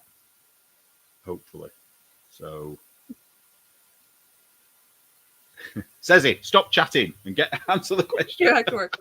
But anyways, yeah, I am like sincerely happy that people have loved the Shark Week concept, that they have really embraced it. They've really gotten into the spirit of the thing. And yeah, I think it's got a few things going for it that I think is what makes it work. Because the thing for me is that it's only a week. Mm-hmm. So like when I've seen other knit-alongs, it's sort of 3 months or it's the whole season. And I just think, I know I'm going to get bored. You know, I'm not going to have that interest for that amount of time. Right. And just a week like we're doing the Sweaty Sweater challenge right now, which is just, finishing a sweater in the months of May and June. So we only have a little bit of time. Get on that to finish your sweater. Any finished sweater counts, can be a whip, whatever. And there's Texas Peach Knits. She's doing a Fluff Your Stash with a coloring page, which is super cool. Like, I love that concept. It's such a cool concept that, one of those things that you wish you had thought of yourself. But like, go you, Stephanie. Like, that is such a cool. She did the same thing last year, didn't she? But without she did the Fluff Your Stash challenge last year, but she didn't do the coloring page. I like the idea of the coloring page, though. I like the, fill it in. Yes. Wow, they're getting rude. They're getting. I need to come down on them harder, I think. Exactly. But yeah, and Shelley mentions too the sticker thing that and it is, a lot of it is like thank you to the people who watch the show. Thank you for playing along at home. Thank you for doing whatever. And here's some stickers. Who doesn't want stickers? And when I was trying to come up with the concept, it was almost like mentally like having to bribe somebody in order to join a challenge where you could fail. Like, I feel that people be like, well, I'm not going to do that. I'm like, well, you have to, or you don't get stickers. Yeah, you don't get to play. Unless you play by the rules, you don't get to play. Exactly. Play by the rules. It's okay. Well, it won't hurt. And then you can get free stickers. When I made that hat last year, which ended up being tiny, I don't know if everyone remembers. The problem that I had with that was that I knew it was going to be too small. But I thought, well, I can't be ripping it out now because I won't have time to get it finished in time. So, because nobody said it had to be the right size. Right. Nobody said, it's like, I'm sorry. I didn't say it. I declared it. That's like, it's going to be this hat and it's going to fit me. I did not write that down. So maybe, sorry, I just got distracted there. Oh, actually, it's my fault. The question that it's me. I haven't done something. As soon as we finish the live BS, I shall get on it and I shall check, and then yeah, I think we're all right, aren't we? Yeah, sorry about that, everyone. Here's a good point from Shelley about Shark Week and things like that, is that we need to support things that people are doing, which I think is cool, if they're good. Right. Which Shark Week is, I think. Well, Neil, I gotta say, you do an awesome job. It's a good magazine. Promoting.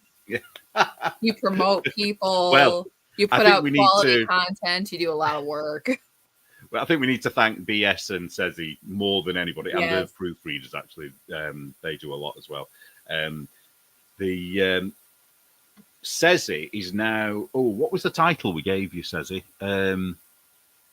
Copy editor. She's the copy editor and the tech editor. So the way it works now is that when the articles come in, we send them to the proofers, and they find the majority of the errors, and then they all go back, and then BS puts everything together, and then right at the end, usually during the preview week, so the patrons get to see it with some errors in it still, and then this is her new title, and then Sezi finds the things that have slipped through the net at the end, and there's always something, and even then I think there's always something at the end, because you just can't find everything, even in the top magazines, they always have mistakes in somewhere online. But yeah, without them, I think I would have lost the momentum to carry on doing the magazine without Sezi and BS, because they make it easier. They make it so much easier.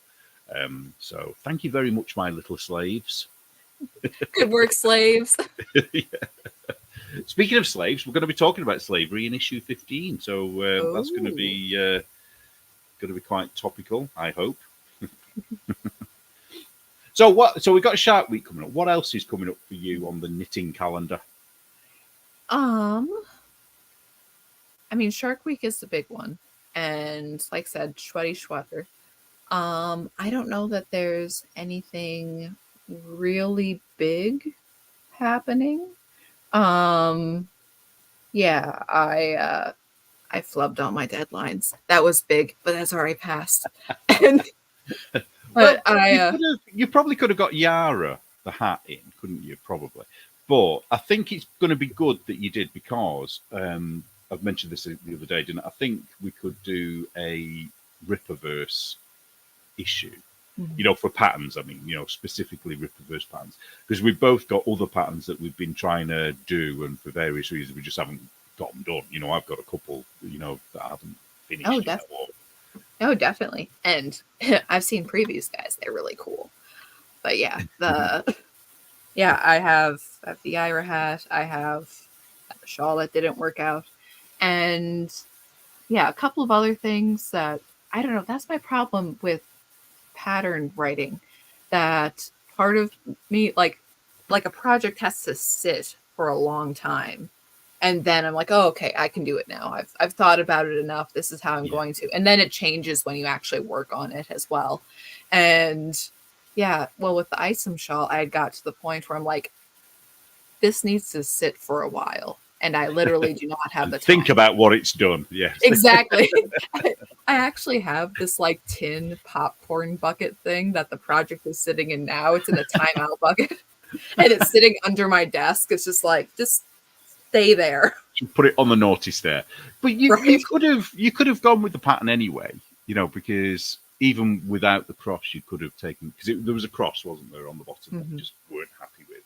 But you didn't have to have that. You could have still gone with it. But being a perfectionist, I am. I'm sorry. I was trying to do something new, but I had already did one of something new, and I should have stopped my roll. Being greedy. Why can't you just be mediocre like the rest of us are? Well, you're making the rest of us look bad, coming up with newfangled things. And again, I don't know if it was actually truly new, and it didn't work out. So there you are. Well, it did. Yeah, I mean, you showed it, didn't you? It did work. It's just you weren't. It wasn't what you were looking, what you envisaged, was it? Because it stood out too much, didn't it? You thought. Like the ends. It was I-cord on top of garter, and the ends, they weren't square. They bent down weird, and it looked sloppy. I think that you might have to, for that design, I think the horizontal bar might have to be a different kind of stitch. I don't know, something like a herringbone stitch or something like that, something that's flat to the fabric, well, maybe both of it needs to be rather than an I-cord. Because otherwise it is going to stand proud quite a lot, isn't it, on garter?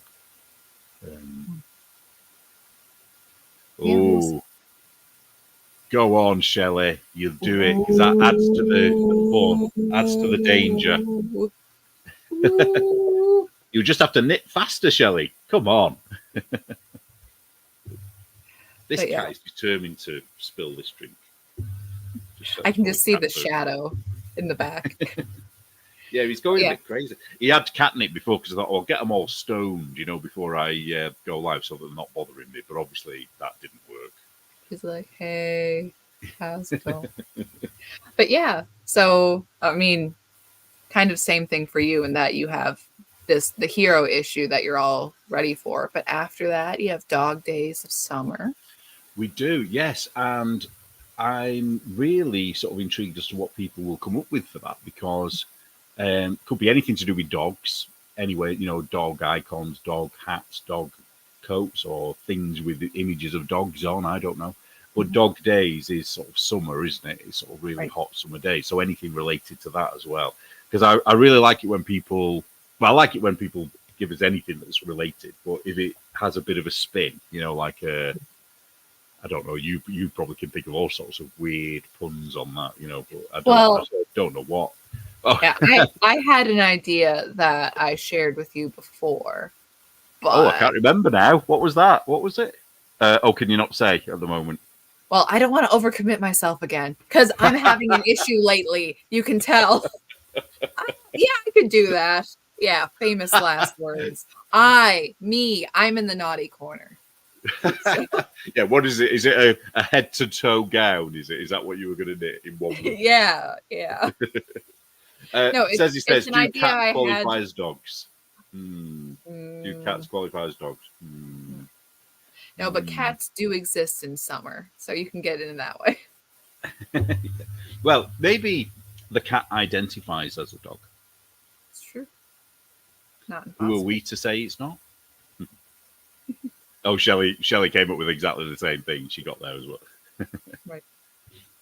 Yeah, I need to come up with something, and I don't know. I did do a design, but what it is, it's you'll remember it because you suggested I did. How would I explain it? It's not a picture of anything. It's all geometric, kind of triangle kind of things. Do you remember it?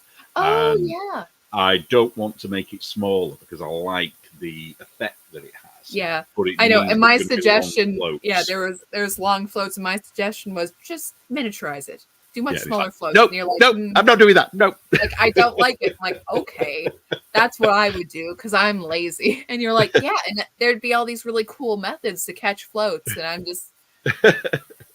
Yeah, so like, I don't know whether I'll use that or not. I don't know. It's like, yeah, because it's cool that you want to do the new methods, but have you considered just make it that smaller? Nobody will do it. Yeah, because nobody likes long floats, do they? And I'm trying to convince people to do that ladder back jacquard. And I know one of our friends did do it and loved it and said it was a game changer. I can't remember who it was now, sorry, but they mentioned it in one of the Telegram chats. Yeah. So it's like, try it. It's actually really cool. But one of the things about this particular design was I was thinking of sun dogs. Ooh. So there's like another thing that you could go with it if you want, you know, which is quite a graphic idea, isn't it? You know, it's cool though. Sun dogs. I assume when I hear sun dogs, I think in winter when it's the thing around the sun. So it's not a summer thing, but it's only a name. You know what I mean? So I don't. Yeah. You know, we're not going to be.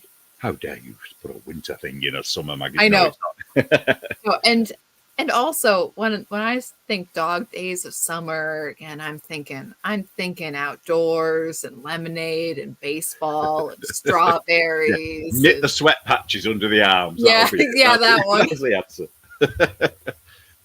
You know, tank tops, cotton knits, market bags. I'm just throwing ideas. I'm just, you know. Yeah, Shelley, there are loads. I'll tell you who's got, there are two people that have got really good videos on this. One is Sockmatician, and it's his pumpkin hat, I think is the thing that he does the demo on. And the other is Sharon Bryant, I think her name is. Is it Sharon Bryant? She's got a couple of videos on it that are very good. But I can't remember what she's making to give you a clue as to where to find it. But yeah, definitely Sockmatician. His is good. Yeah, I'm just over here thinking of pink yard flamingos. I love yard flamingos. They're like my favorite cheesy thing. Sorry, I'm distracted. Like important jacquard knitting, very fine technique, all of that. I'm like, huh. Do we Flamingo. need an issue for flamingos, yard flamingos? It's like this issue, we're only doing really cheesy American yarn art or yard art. Here we have the pink flamingos, we have the sunflower that spins, and a garden gnome. Well, I had someone's done a design. Well, I don't know if they've done the design, but they've got an idea for a design. And I said, "Oh, right, well, we'll come up with a theme for the magazine so that you can use it." But the problem is because I've stacked them all up. I've got quite a few now. For each month, it's going to have to be next year. And I think she was like, "Oh, I've got to wait now till next year." And it's like, can't squeeze it in anywhere else.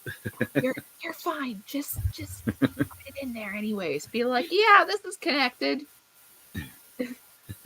Yeah, really. I wish there was like a year. I wish I had a year where I could do patterns and designs ready for the next year. Because like the way it is, it's like 6 weeks. We have 6 weeks in between each issue. So it's trying to get something designed. So when the snarkers are like the cowl crowd, they only design cowls. Well, that's because of the time limitations that we have, But I do have some sweater things coming up eventually, but I just don't know when they're going to. Oh, Shelley's. We have parties called Flamingo. So you need to invite Anne. But yeah, I'm still, like with the mystery one, shoving this blanket in. Gosh, I love this blanket. Sorry. I still want let's to see it again. Show us again. I still want to return to this blanket, but I've been busy with everything else. I'll make you big again. Oh, hi. But yeah, this is the puzzle box quilt. In the previous issue, I guess that'd be issue 13 of Blocked. And that was with the mystery theme. So yeah, love that. That's a great design. I really like that. I have to return to it because while several people knit this, but I've only seen them knit the 1 square and not how I did to pick up stitches for the 4 square. So so I need, again, it was one of those things where I just didn't have time. So when I pick this back up again, because you can see I still have the corner edges because I intend to make this puppy bigger. Because I like big garter blankets. And how are you finding matching the yarn now? Because the original, wasn't that a set that you got and then you used all of it? Is that right? Or was that on something? Yeah, the original, I used all of it and then I just did more. So I just kept throwing yarn in. So you're just finding things that you think will work. Yeah, like this one right here, that I'm just grabbing one that is vaguely the same, and I do it for throughout this, that because I know some people will do like the mitered square blankets, and then like the leftovers of the mitered square, if they don't think it'll make a full square, they put it into another scrappy blanket. I'm like, doing that. I'm here. You only got time for that. No. Yeah, that's another one where I put a couple different ones together. And yeah, there's several of these where, here. Yeah, this one where you can see that I had 3 different yarns in one that I kept throwing in scraps as I went. But yeah, it works out fine. Or at least I think so. I've got something in mind. I haven't done it yet, but I've got something in mind for minis, obviously. But I've got loads of minis. And what I'm thinking, I've got this idea in my head about putting all the minis together, so I'm not worrying about whether it's a set or whatever, but by colour, and doing something with a little bit, not the same pattern, but a little bit like what Kay did on the Bakery Bears with that jelly roll blanket. She sort of did each stripe, like all the reds and then all the yellows and then all the blues. So I've kind of got something like that in my head, but not the layout of that. But I'm not quite sure exactly what I'm going to do. Because I designed that arrow one. Do you remember? No one's seen this apart from Anne. Do you remember the arrow one that I designed? Oh yeah, but yeah, it you had did. a difficult construction. And I thought, I don't I know.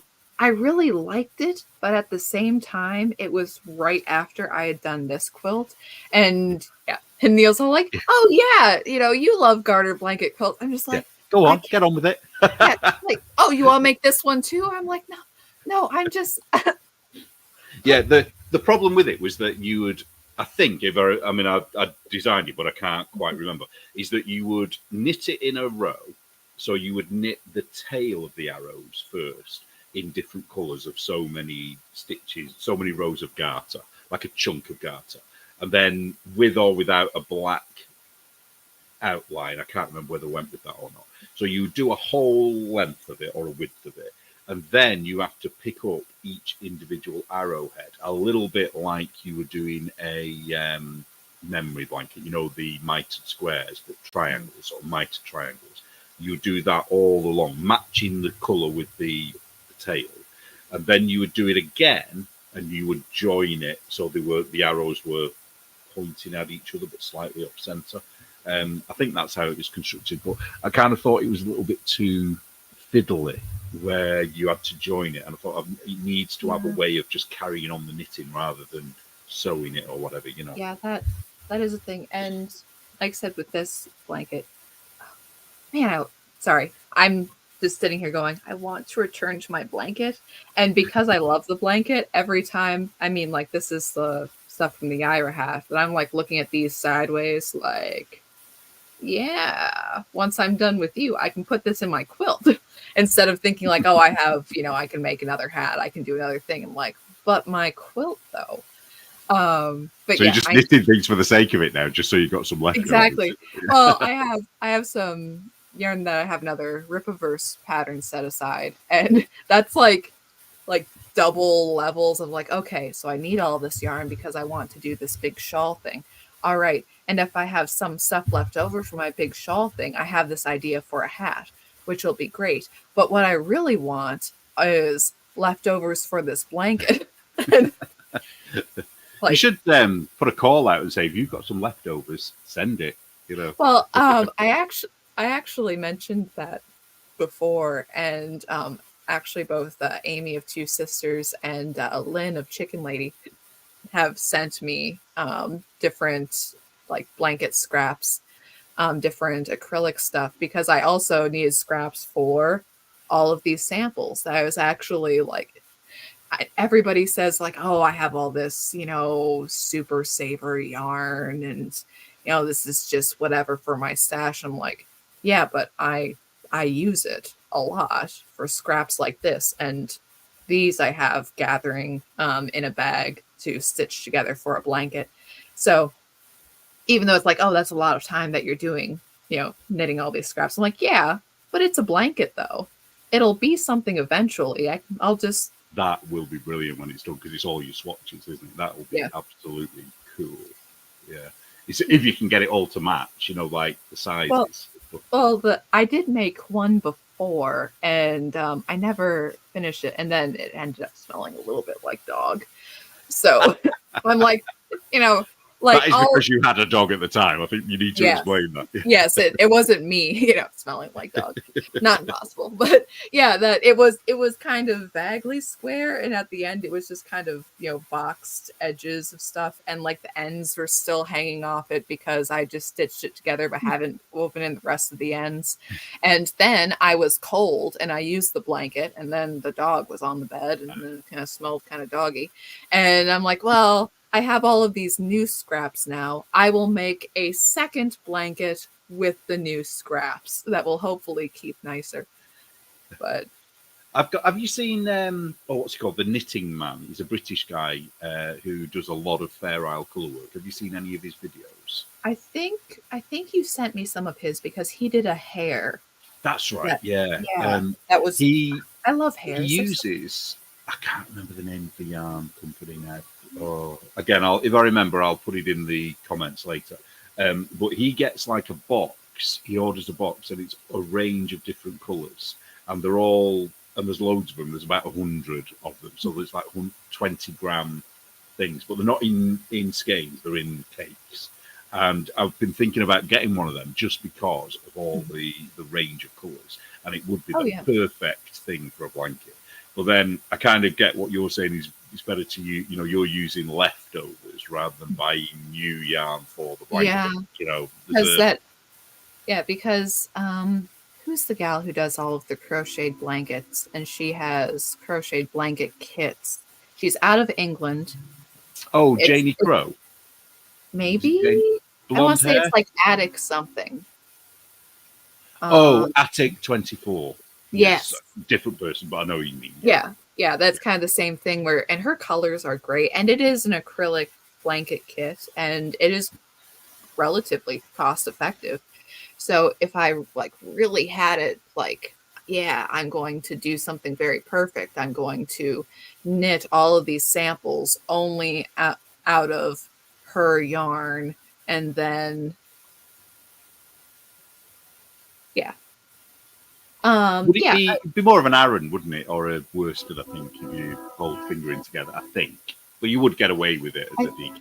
Yeah, and this is DK, and these are in worsted. But yeah, this is sorry. I had it in the bag that I'm shoving all these in, so I also have Yaira. So.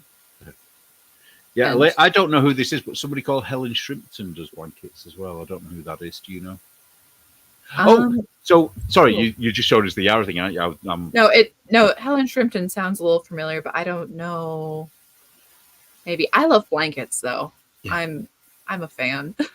Well, that Yaira that you've got there, have you all of your Rippaverse stuff? Have you sewn any of that into your previous blanket yet? No, I haven't. I think that needs to be its own Rippaverse blanket. Yeah, a separate. Yeah, because I think that'll be. And every time there's a new character, you can have a new. Yeah, but I mean, I've also made a couple of samples for other nerd stuff too. So I mean, Rippaverse is its own thing and could be its own blanket. But I made that Nerdrotic hat, and I made, the X-Ray girl and her husband Mark the Cyborg. So while that's not Rippaverse, that is of the same YouTube sphere. So they're all kind of going to be. And you've got all the original swatches for those things that you did for them, have you? Yeah. Wow, that's going to be so cool. Yeah, so that'll. Anyways, it's fun. And the Yaira. Yeah, so this is the top one is the one that I have for the hat. Middle one. To see how close you are to the, I've got the Yara logo on my t-shirt. Yeah, so I think you nailed it. I think you got that one, didn't you? Yeah, I mean the bottom one is pretty much, you can't see it as well because it's curling up, but the bottom one is basically traced pretty dead on, but because it's so much bigger, that it works better for hats to be smaller. Yeah. But this one, I mean, workable, but I didn't think it had the definition. So I scaled it up just a little bit. It's just we've said this so many times before, haven't we? It's such a shame that there's very few sort of identifiable logos in the Rippaverse, like, the Batman or the S symbol. Yeah. Apart from the Horseman, there's not really much, is there? Right. There is here in the Yaira book. Ooh. Which I haven't opened yet, so. Oh man. Well, they have. Okay, so here's Yaira at the end, and here's the letter. Let me make you big again. Hold on. Oh, sorry. The letter from the Staska sisters, but you can see at the very top there that there is a new kind of a symbol thing, which on one hand, yay, a new symbol thing. And on the other hand, makes me want to scream and throw stuff because it's not very knittable. So, is it a Y? Is it a shape of a Y? It's here. Don't make me big again. Just go ahead and talk through it. But it is. Oh, okay. Ah, right. Okay. Yeah. So it is a Y kind of. It is a Y. You have it kind of looks a bit Egyptian, doesn't it? Like a hieroglyph or something.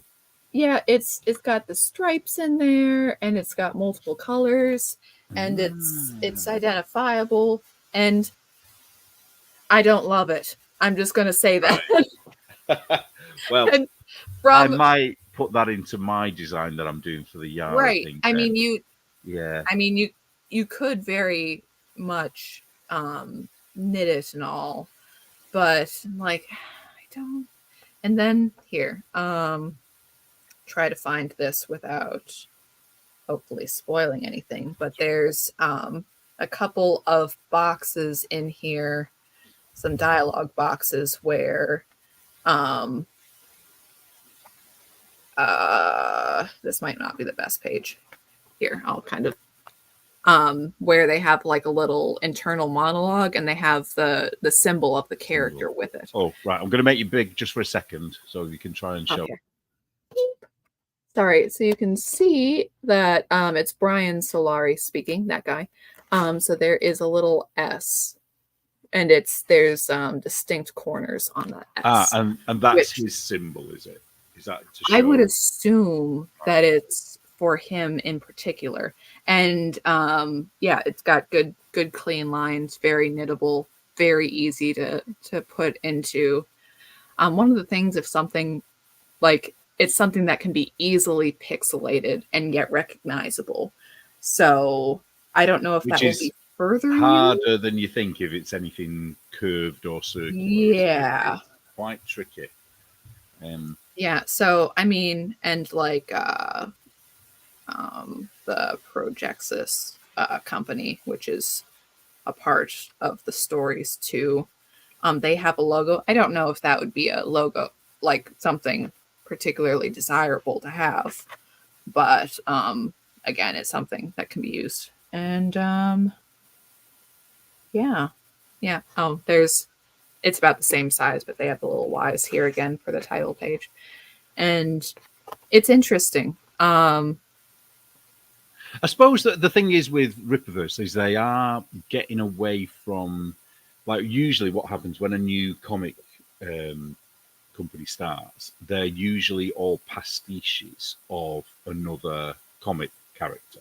So there's almost always a version of Superman. You know, like you'll have a character called Supreme. I think Image did Supreme, which was Superman, really. Or you'll have Owlman instead of Batman, you know, and things like that. And they always have an archer, you know, Green Arrow or Hawkeye or whatever the one was called in Image. I can't remember now. Whereas Rippaverse has really avoided that so far. Yeah, you could be like, well, you know, Isom is strong, but he's not necessarily like super, like he doesn't have glowing hands and he doesn't fly. So you could be like, well, you could say that could be a little Batman-y, or you could say, here, I have the Ripazine thing, and you could say that, you know, that Brian Solari of Alpha Core, you could say he's Superman-y because he's big and he's buff and he has a cape. It's like, but he's super police. Like, and he has a team around him. It's a little bit different dynamic. And, you know, you could say Yaira is, your lead female. Yaira isn't nice. She's very interesting. She has a cool backstory, so you get where she's coming from. But she's not like a honey and roses kind of a gal. And then we have other characters coming in. Gooding, that just came out, mentioned before. Gooding is cool. I'm excited for Gooding. The idea of having a really smart, no superpowers superhero, and you have a tech guy, but it's like, yeah, he has all of this tech, but he works for a living. It's not it doesn't seem like it's going to be an Iron Man situation where I just have billions. It's like, He's not Elon Musk. Right. That it's like you have the really smart tech guy, but is also kind of ground level. And they did a little video thing, and which they said his main focus is running kind of utility work, kind of police and fireman work for the countryside, that where the main city doesn't reach. It's like, okay, so you have a superhero fireman, but also a lot of superhero stuff is like, you know, it's Spider-Man and everybody, and they're in New York City. It's like, no, this story is set in Texas, and I'm sure that it will get beyond Texas eventually. But it's like, yeah, but the joke that Spider-Man doesn't work if there aren't tall buildings from him to swing by. His powers are kind of useless. It's like, sorry, man, you're going to have to walk. You can walk really fast. That kind of reminds me of, Right. do you remember the Avengers, the comic I'm talking about? So years ago, in the 80s, they did a spin-off of that, and it was called the West Coast Avengers, because the Avengers were always in New York. And then they did an even more silly one, which was the Midwest Coast. Oh no, the Great Lakes. Sorry, the Great Lakes Avengers, because they're sort of around Michigan. Who went to the Great Lakes? I want to know. I had heard of the West Coast ones because I haven't read them yet, but there was a time period where Daredevil went to San Francisco, and I have a couple of those. It was what were they called? They were none of the original, apart from Hawkeye. I think Hawkeye was kind of their mentor, kind of. And all of the others were brand new. Hawkeye is always, shoved, just like, okay, just help the kids out, okay? You've got no powers apart from eyesight, so there you go.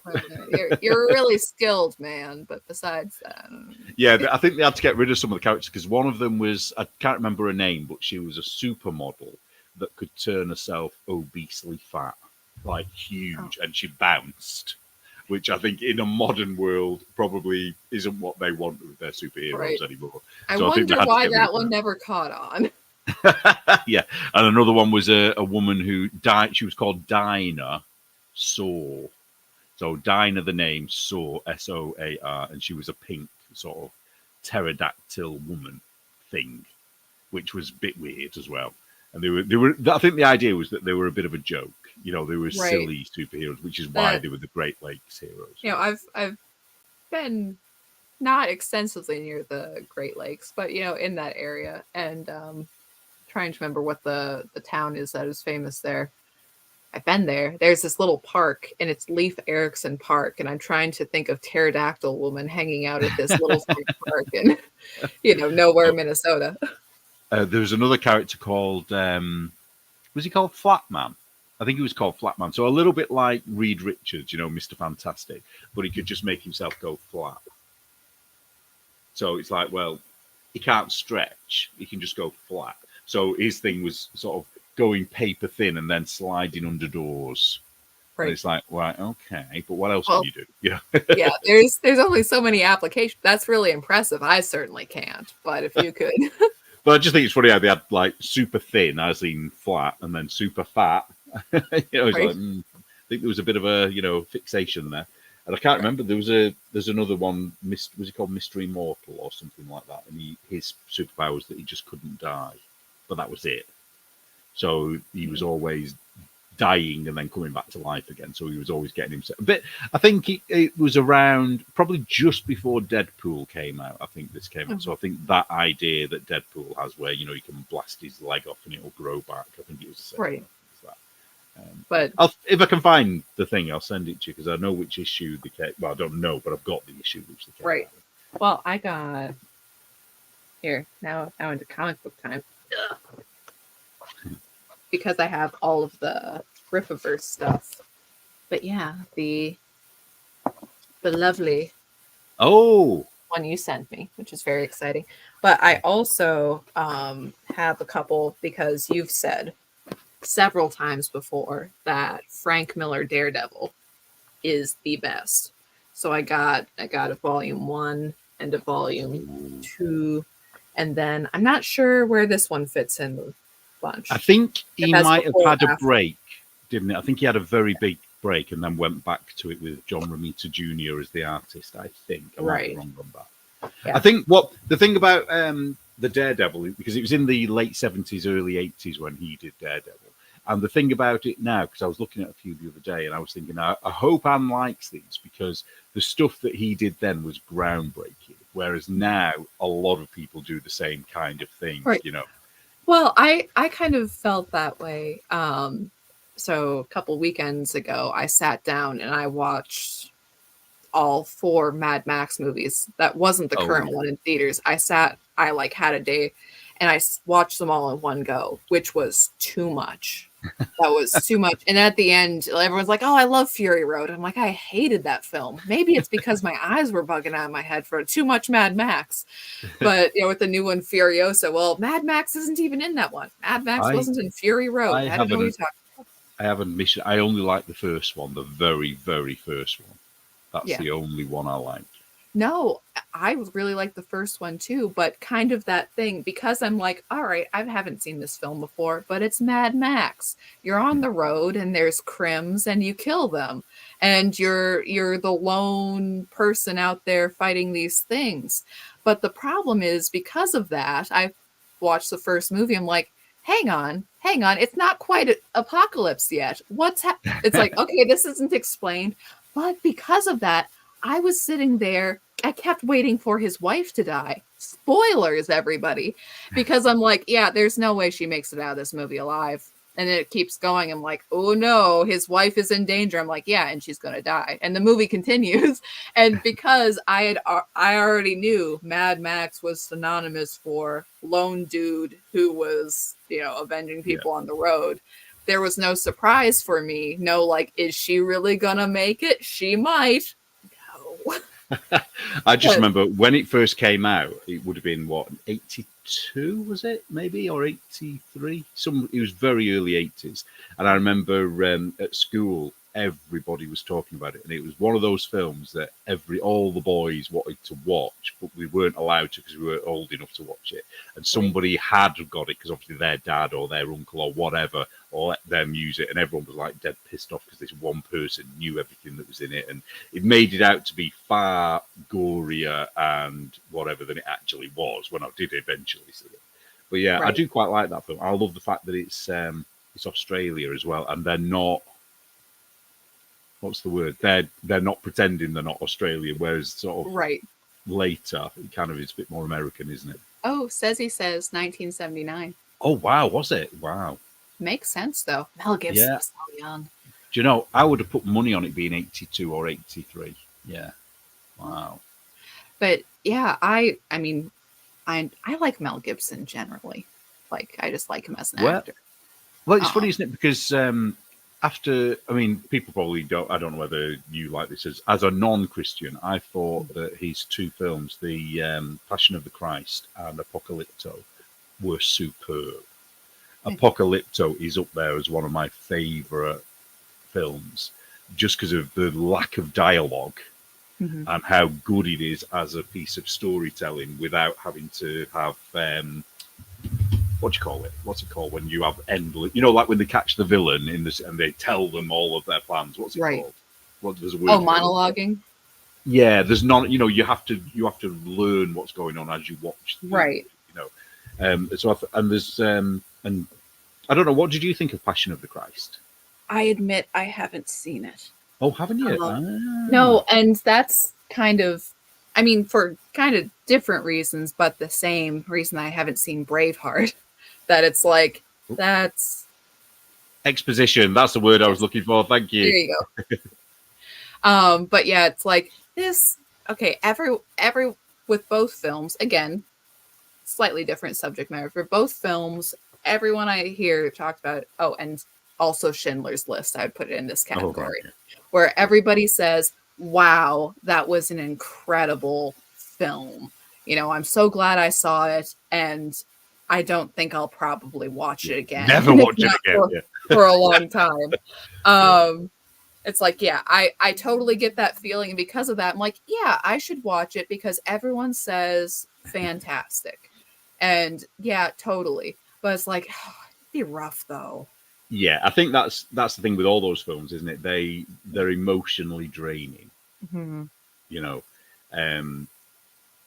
Even the Apocalypto, which is kind of draining in a slightly different way, but it is draining. It's just relentless. I think that's the thing with all of those films, the relentlessness of what they did, to Jesus in the film. Well, all the Christians like that's what they did, but also in Schindler's List, it is relentless. There's no let up, and the long 4 hours, bit like our live streams are. Kat says worth the emotional drain. Yeah, I mean, not saying it isn't, but it's kind of like, okay, you got to get yourself in the mentality of like, Yeah. oh, Well, it wasn't. I mean, I remember. Was it? I don't know what it was called in America, but it was called Jesus of Nazareth here. So that would have been in the 70s, around 78 or 79 as well.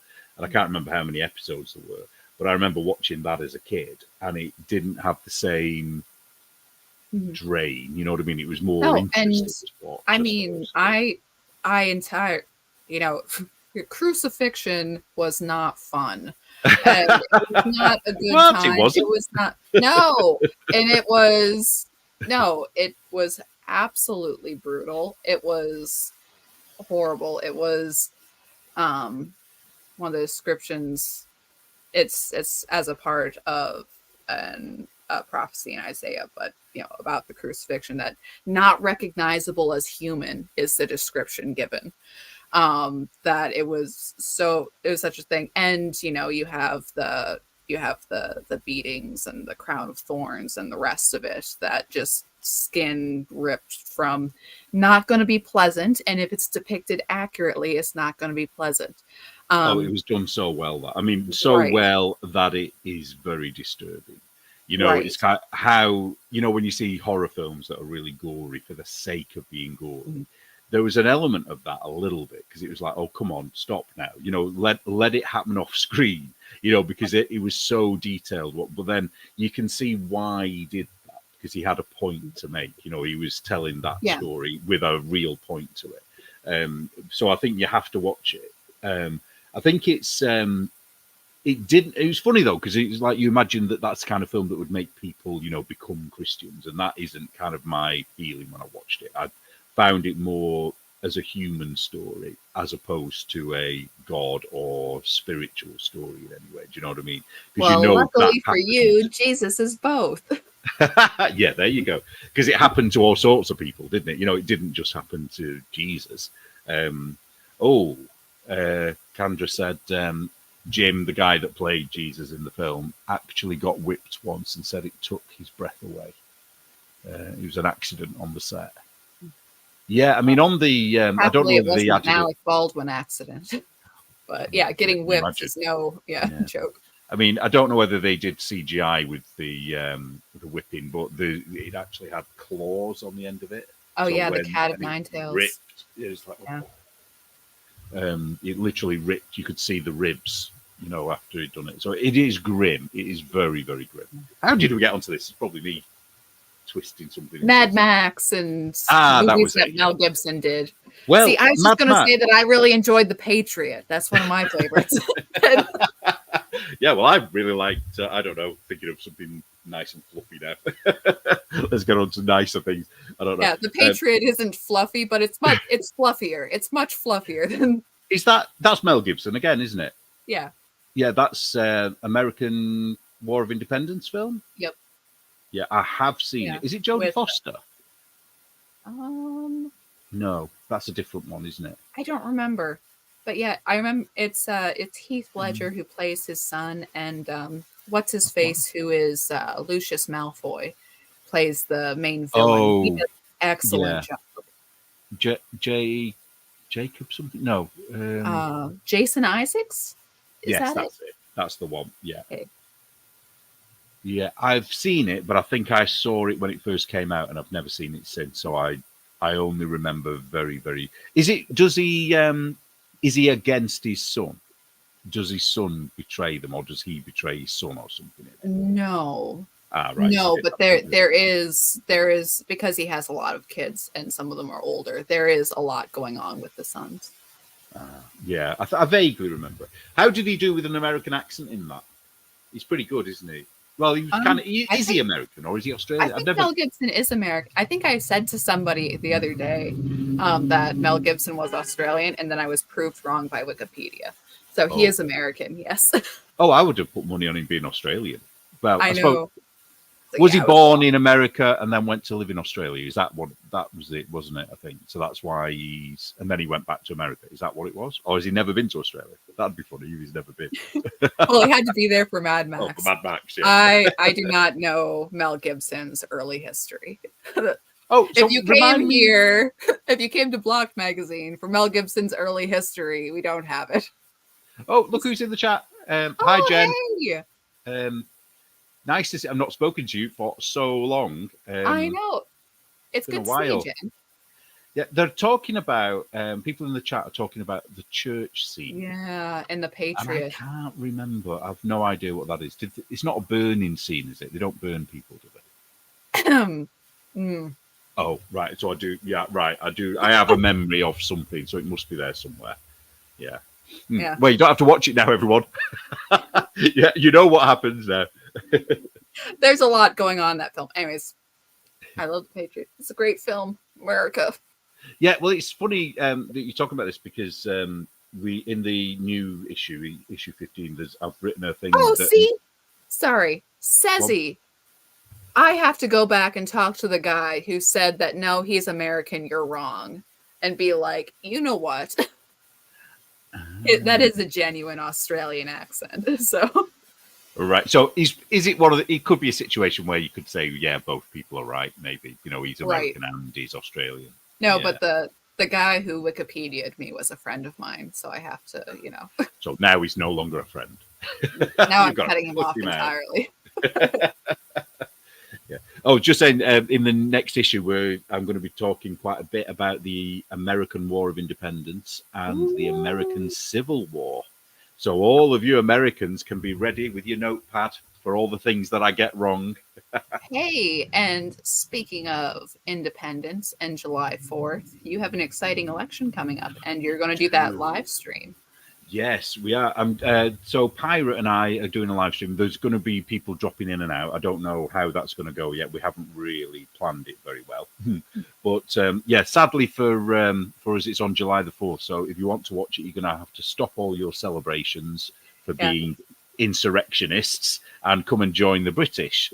Well, it is a kind of a difficult thing too, because I mean, depending on when your election results are in, because I mean, 4th of July, general celebrations, like, yeah, you'll have a barbecue, but whatever the celebrations are normally start at like, supper until like 9 or 10 at night when it becomes dark enough for the fireworks. Yeah. So, well, we're going to start at 11 p.m. UK time, which will be what will that be in your time? Probably mid-afternoon. So it's probably right in the wrong time for Americans to watch. Yeah, I mean, unless you're hanging out, before the fireworks. Yeah, well, yeah. But we're going to try and go for quite a few hours. We're going to maybe stay for 3 or 4 hours, depending on how we're getting on with it. But with our elections, the results do come in quicker than in America, for obvious reasons. Well, the American results used to come in much quicker and timely. It's crazy how we'll see if we have a break. Yeah, everyone, it all shut down. Was it 2 o'clock in the morning? Everyone went for a cup of tea.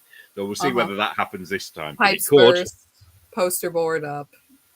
Oh, Sezzy says on the East Coast it will be about 6 p.m. Okay.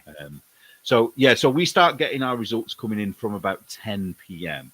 So there's usually one silly area that has to be the first every election, and it's kind of like a bit of a thing now, where they film them running down the road with the boxes of ballots, and it's just like, oh, come on, why? Who gives a shit, really?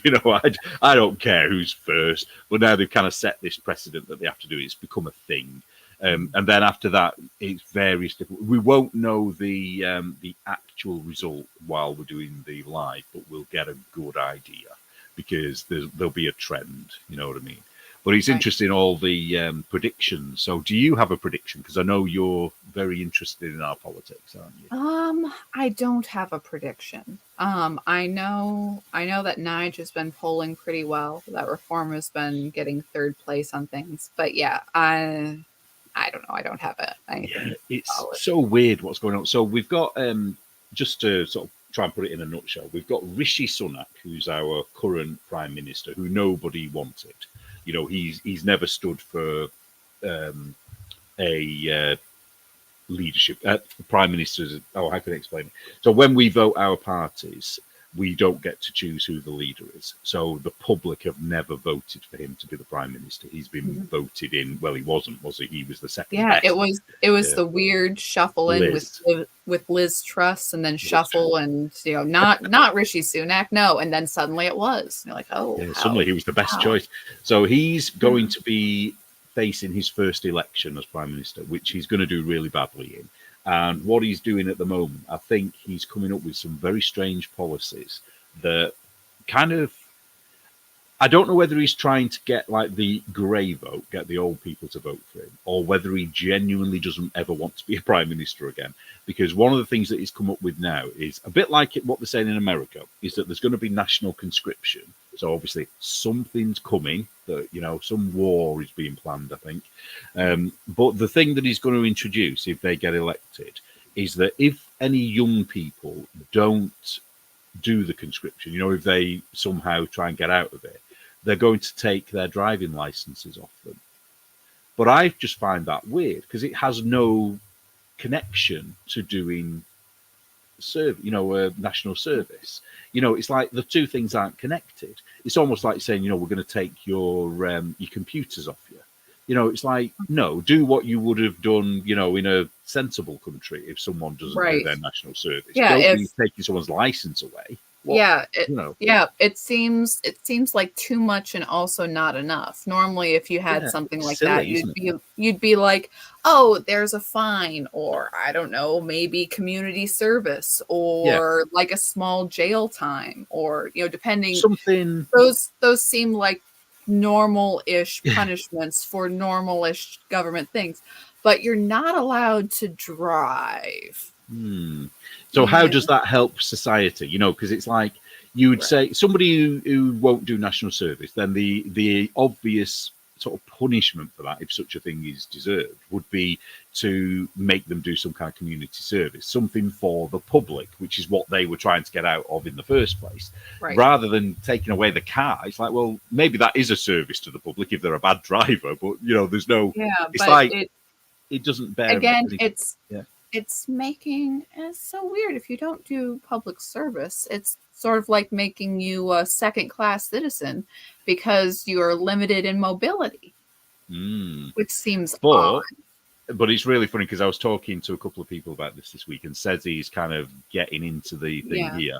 We're talking about the green policies and 15-minute cities, and we're pretty convinced that they're going to, by stealth, make us all stop driving, and they're going to do it by making it too expensive to have a car, and they're going to do it bit by bit so that they can say, well, you chose not to drive, but the aim is to get us all out of our cars. After all, with the stupid stuff that they're playing now, it's the Mark Stein Ofcom case currently with all of the COVID stuff, and it's nobody now says that what Mark Stein and Naomi Wolf said was wrong, but they're still enforcing that. And it's all the things afterwards, like, well, nobody made you do it.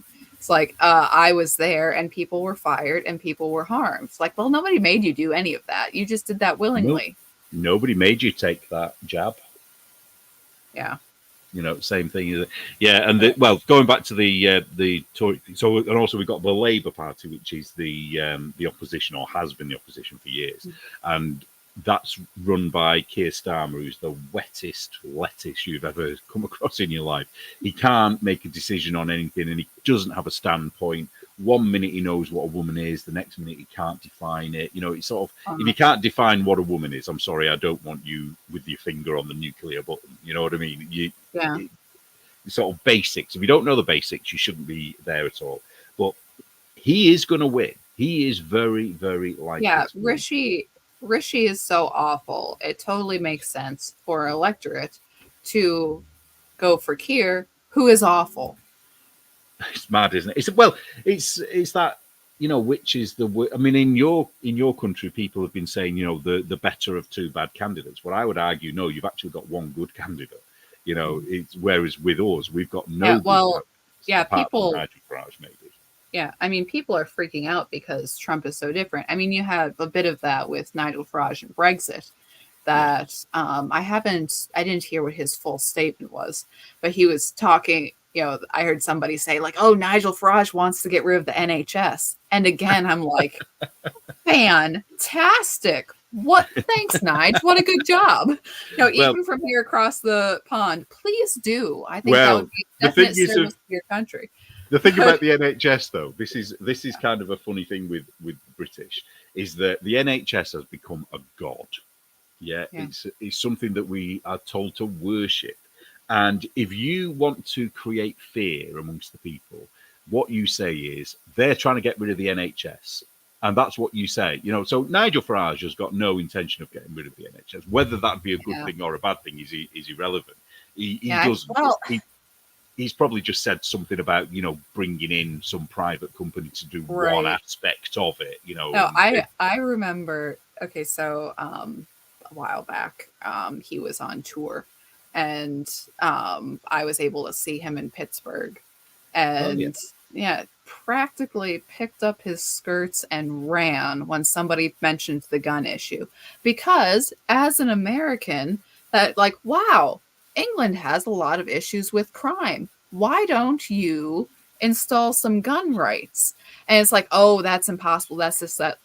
Actually, it is possible. Actually, they're bringing things back in European countries. And also, I mean, Brexit was impossible. Lots of things are impossible if you keep going after it. But he doesn't even seem to be willing to touch the issue. There's certain issues that are political suicide. And they are getting rid of the NHS. And you only have to watch politicians talk about the NHS, and it's hilarious how they dance around it. The other one is capital punishment. So bringing back, executions. Nobody will talk about that either, even though the public actually want that generally. Right.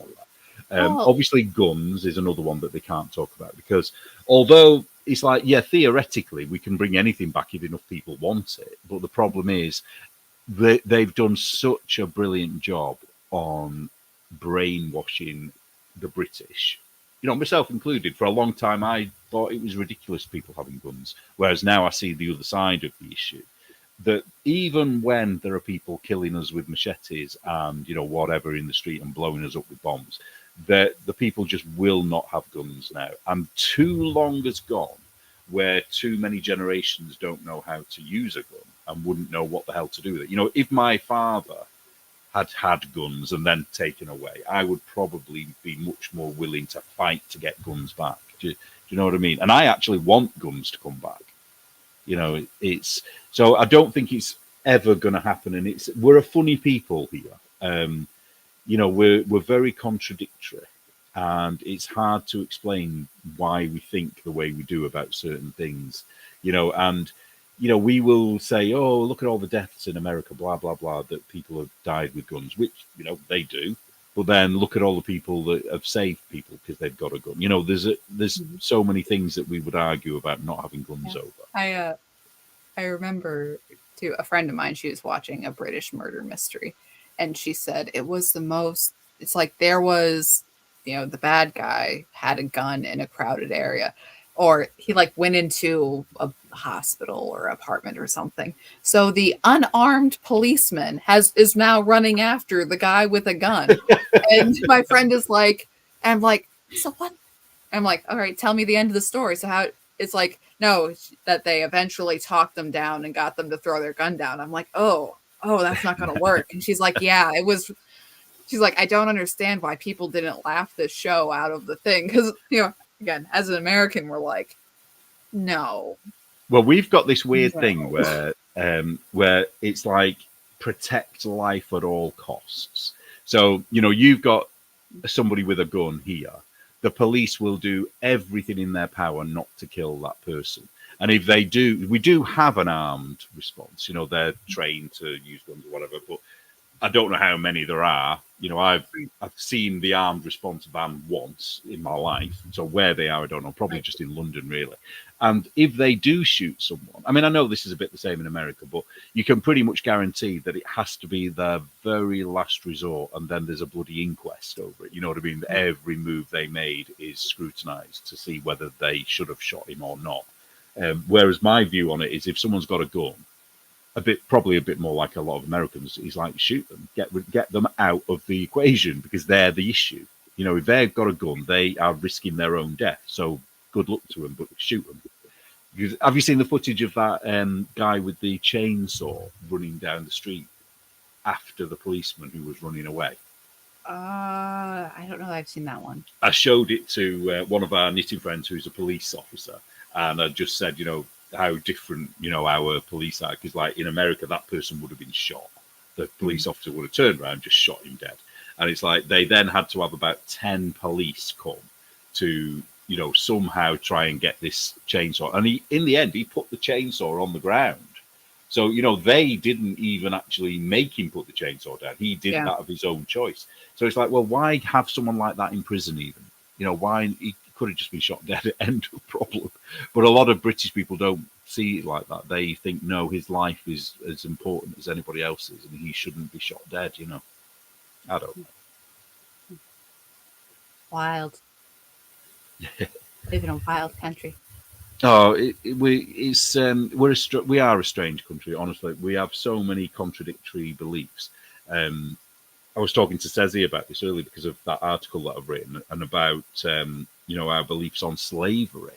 You know, it's like we all think slavery is wrong, but it's right since Elizabeth I's times we have theoretically had no slaves in this country. Theoretically, however, there's always been a way around it. A loophole in the laws that we've used to make sure we could have slaves. You know, it's kind of, and that's what we're like. It's sort of, you know, there are no guns allowed, but the bad guys can have the guns. You know, it doesn't.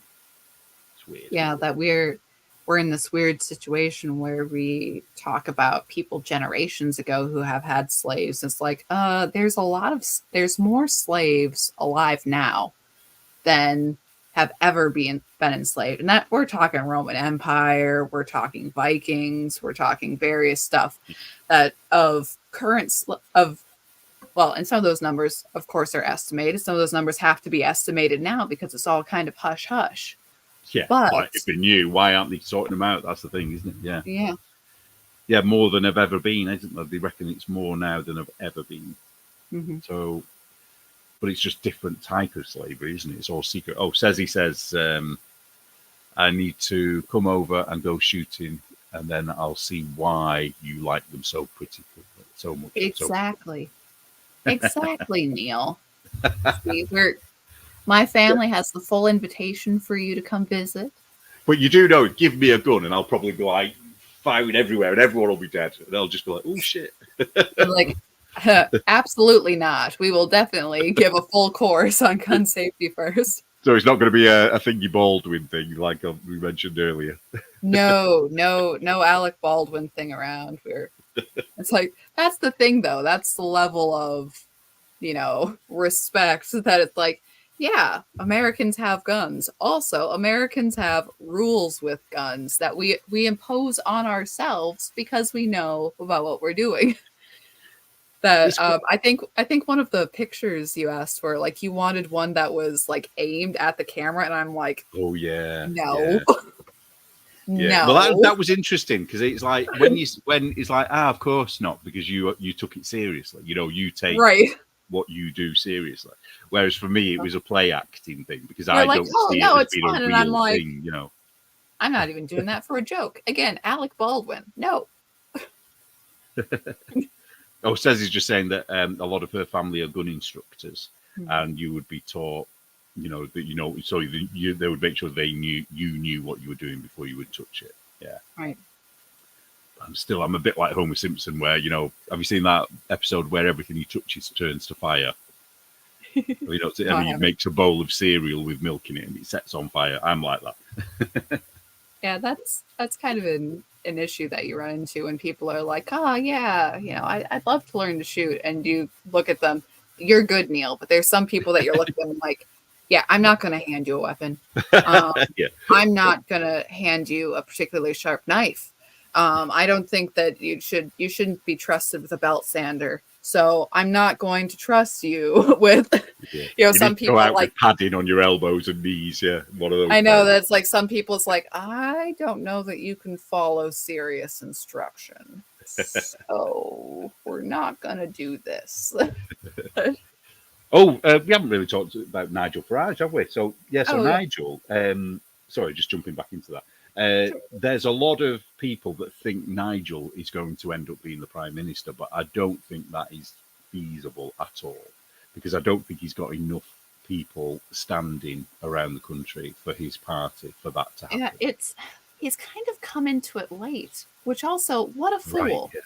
Because Well, he's kind of like a, oh well, I guess I will, and it's like it's Yeah. well, even after Brexit, he's like, and I'm going to get out of politics. Why? You have all this momentum. Now we're going to call it the Reform Party. It's like reform doesn't mean anything. Brexit meant something. You Yeah. can continue Brexit, and I'm going to hand it over to Richard Tice. Okay, why? And I'm going to, be on GB News, and GB News is going to fold like a cheap lawn chair when it comes to Stein. And we're just going to do that and just kind of plow over people. And I'm like, Nige. And now he's like, okay, I will actually become a part of this political party and actually make it run again. Like, well, it's about time.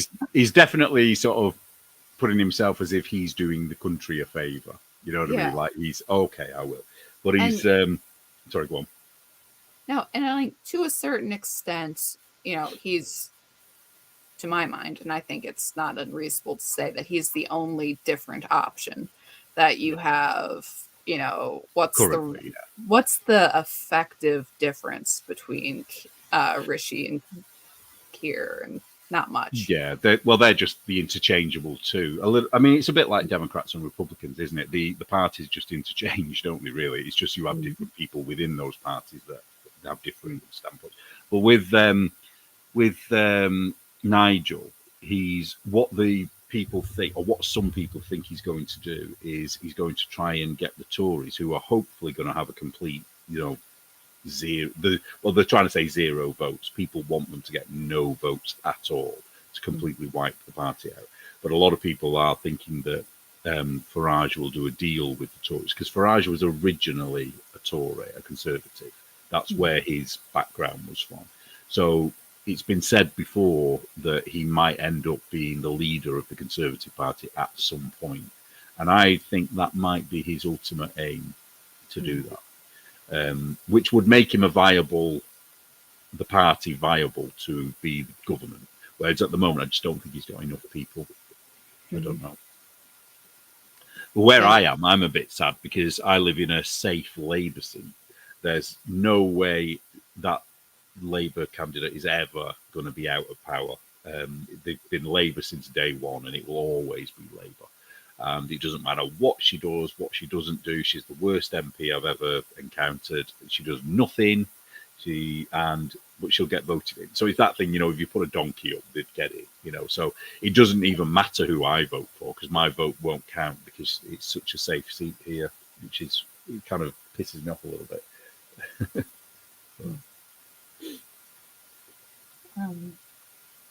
But anyway, I think I'm going to wrap it up, because I'm getting tired now. And when you start talking shit, and I'm thinking, I'm talking shit now. So thank you for coming on. It's been definitely good fun. And are you going to try and do a new cover at some point? Is that your aim, to get on the cover as often as possible? Oh, always. But no, besides my current projects, I have an idea, but I don't think I will probably get to it in time. I'm gonna try under promising for a little bit and see if that helps me out at all. Deliver. Yeah. Yeah. Well, and I also have to work on a certain secret project. Oh God, yes, I'd forgotten about that. Yeah, I need to as well. Oh. It's good though. I'm excited about the end goal of the secret project, but I have to work on the secret project. I think maybe I need to sort of keep making some posts in our little secret group about this secret project to keep the momentum going, because I think we've all kind of forgotten about it, haven't we? Yeah. I can't wait to be able to tell people. Sorry, Anne, say that again. No, and we have to get on it too, or else this Yeah. secret project will never come to fruition. And it's Well- fun, and everyone else will like it too. Well, we can tell that I can tell people what the deadline for it is, just so you can say, get on with your secret project if you see people doing something that they shouldn't be doing. The deadline is going to be Halloween, so that's when everybody has to have finished their secret project. So then again, people don't know who's in it apart from me and you, so they won't know who to tell to finish their secret. So just keep saying it to all the knitters, you know, get your secret project finished Secret by project, Halloween. secret project. Even if they're not part of it, just get Exactly. people thinking. And if you're not a part of the secret project, invent your own secret project and then Yeah. tell your friends secret project. Yeah, because this may be a Shark Week thing that ends up being an annual event. Maybe. Oh, I wish I could tell everyone. I want to tell everyone, but there's a reason we can't. There is a reason we can't. Have you forgotten what that reason was? No, I remembered the reason, but I just had two things click together in my head. Oh, okay. Oh, Tell me in a minute. okay. Oh, you're not going to you're not going to blow up the plans, are you? And say, oh, we can't do it because X, Y, Z. No. It's a idea that connects things positively as opposed to crashes and burns. Now, this is a good idea. But Yeah, says he's with us on this. Everyone should have a secret project. exactly. And submit your secret project to Block Magazine before the next deadline. Yeah. Oh, so the next deadline will be for issue 16, which is Dog Days. I think the deadline will be August the 15th. I think it is, but it is in the magazine. The next issue, the patrons are going to get it either tomorrow or Monday at the latest, and everyone else will get it the weekend after or the Monday. So it'll either be the last day of June or the first day of July when it will be released. So the cover is fantastic. Sorry, Anne, it is fantastic. Not that yours wasn't fantastic. I just dug a hole for myself there, didn't I? No, you're all good. Yeah, so Annie from A Stitch in the Sky is our model. And she did a great job being a model. What can I tell you? Well, I won't say any more about it. I'll let you see it when it happens. So anyway, Anne Pinkava of Politically Incorrect Knitters. Oh, we haven't said everybody knows your channel, don't they? Go to Politically Incorrect Knitters or search the web for Anne Pinkava. You'll find me. I'll be there. Yeah, her name's on the screen. Write it down if you don't know who she is. As if you don't know who Anne is. Well, they might not recognize you now you've had your hair cut, so it might be like, I know. Who's this? Who's this chick? Who's she? Well, Why is she? Anne, you have been blocked.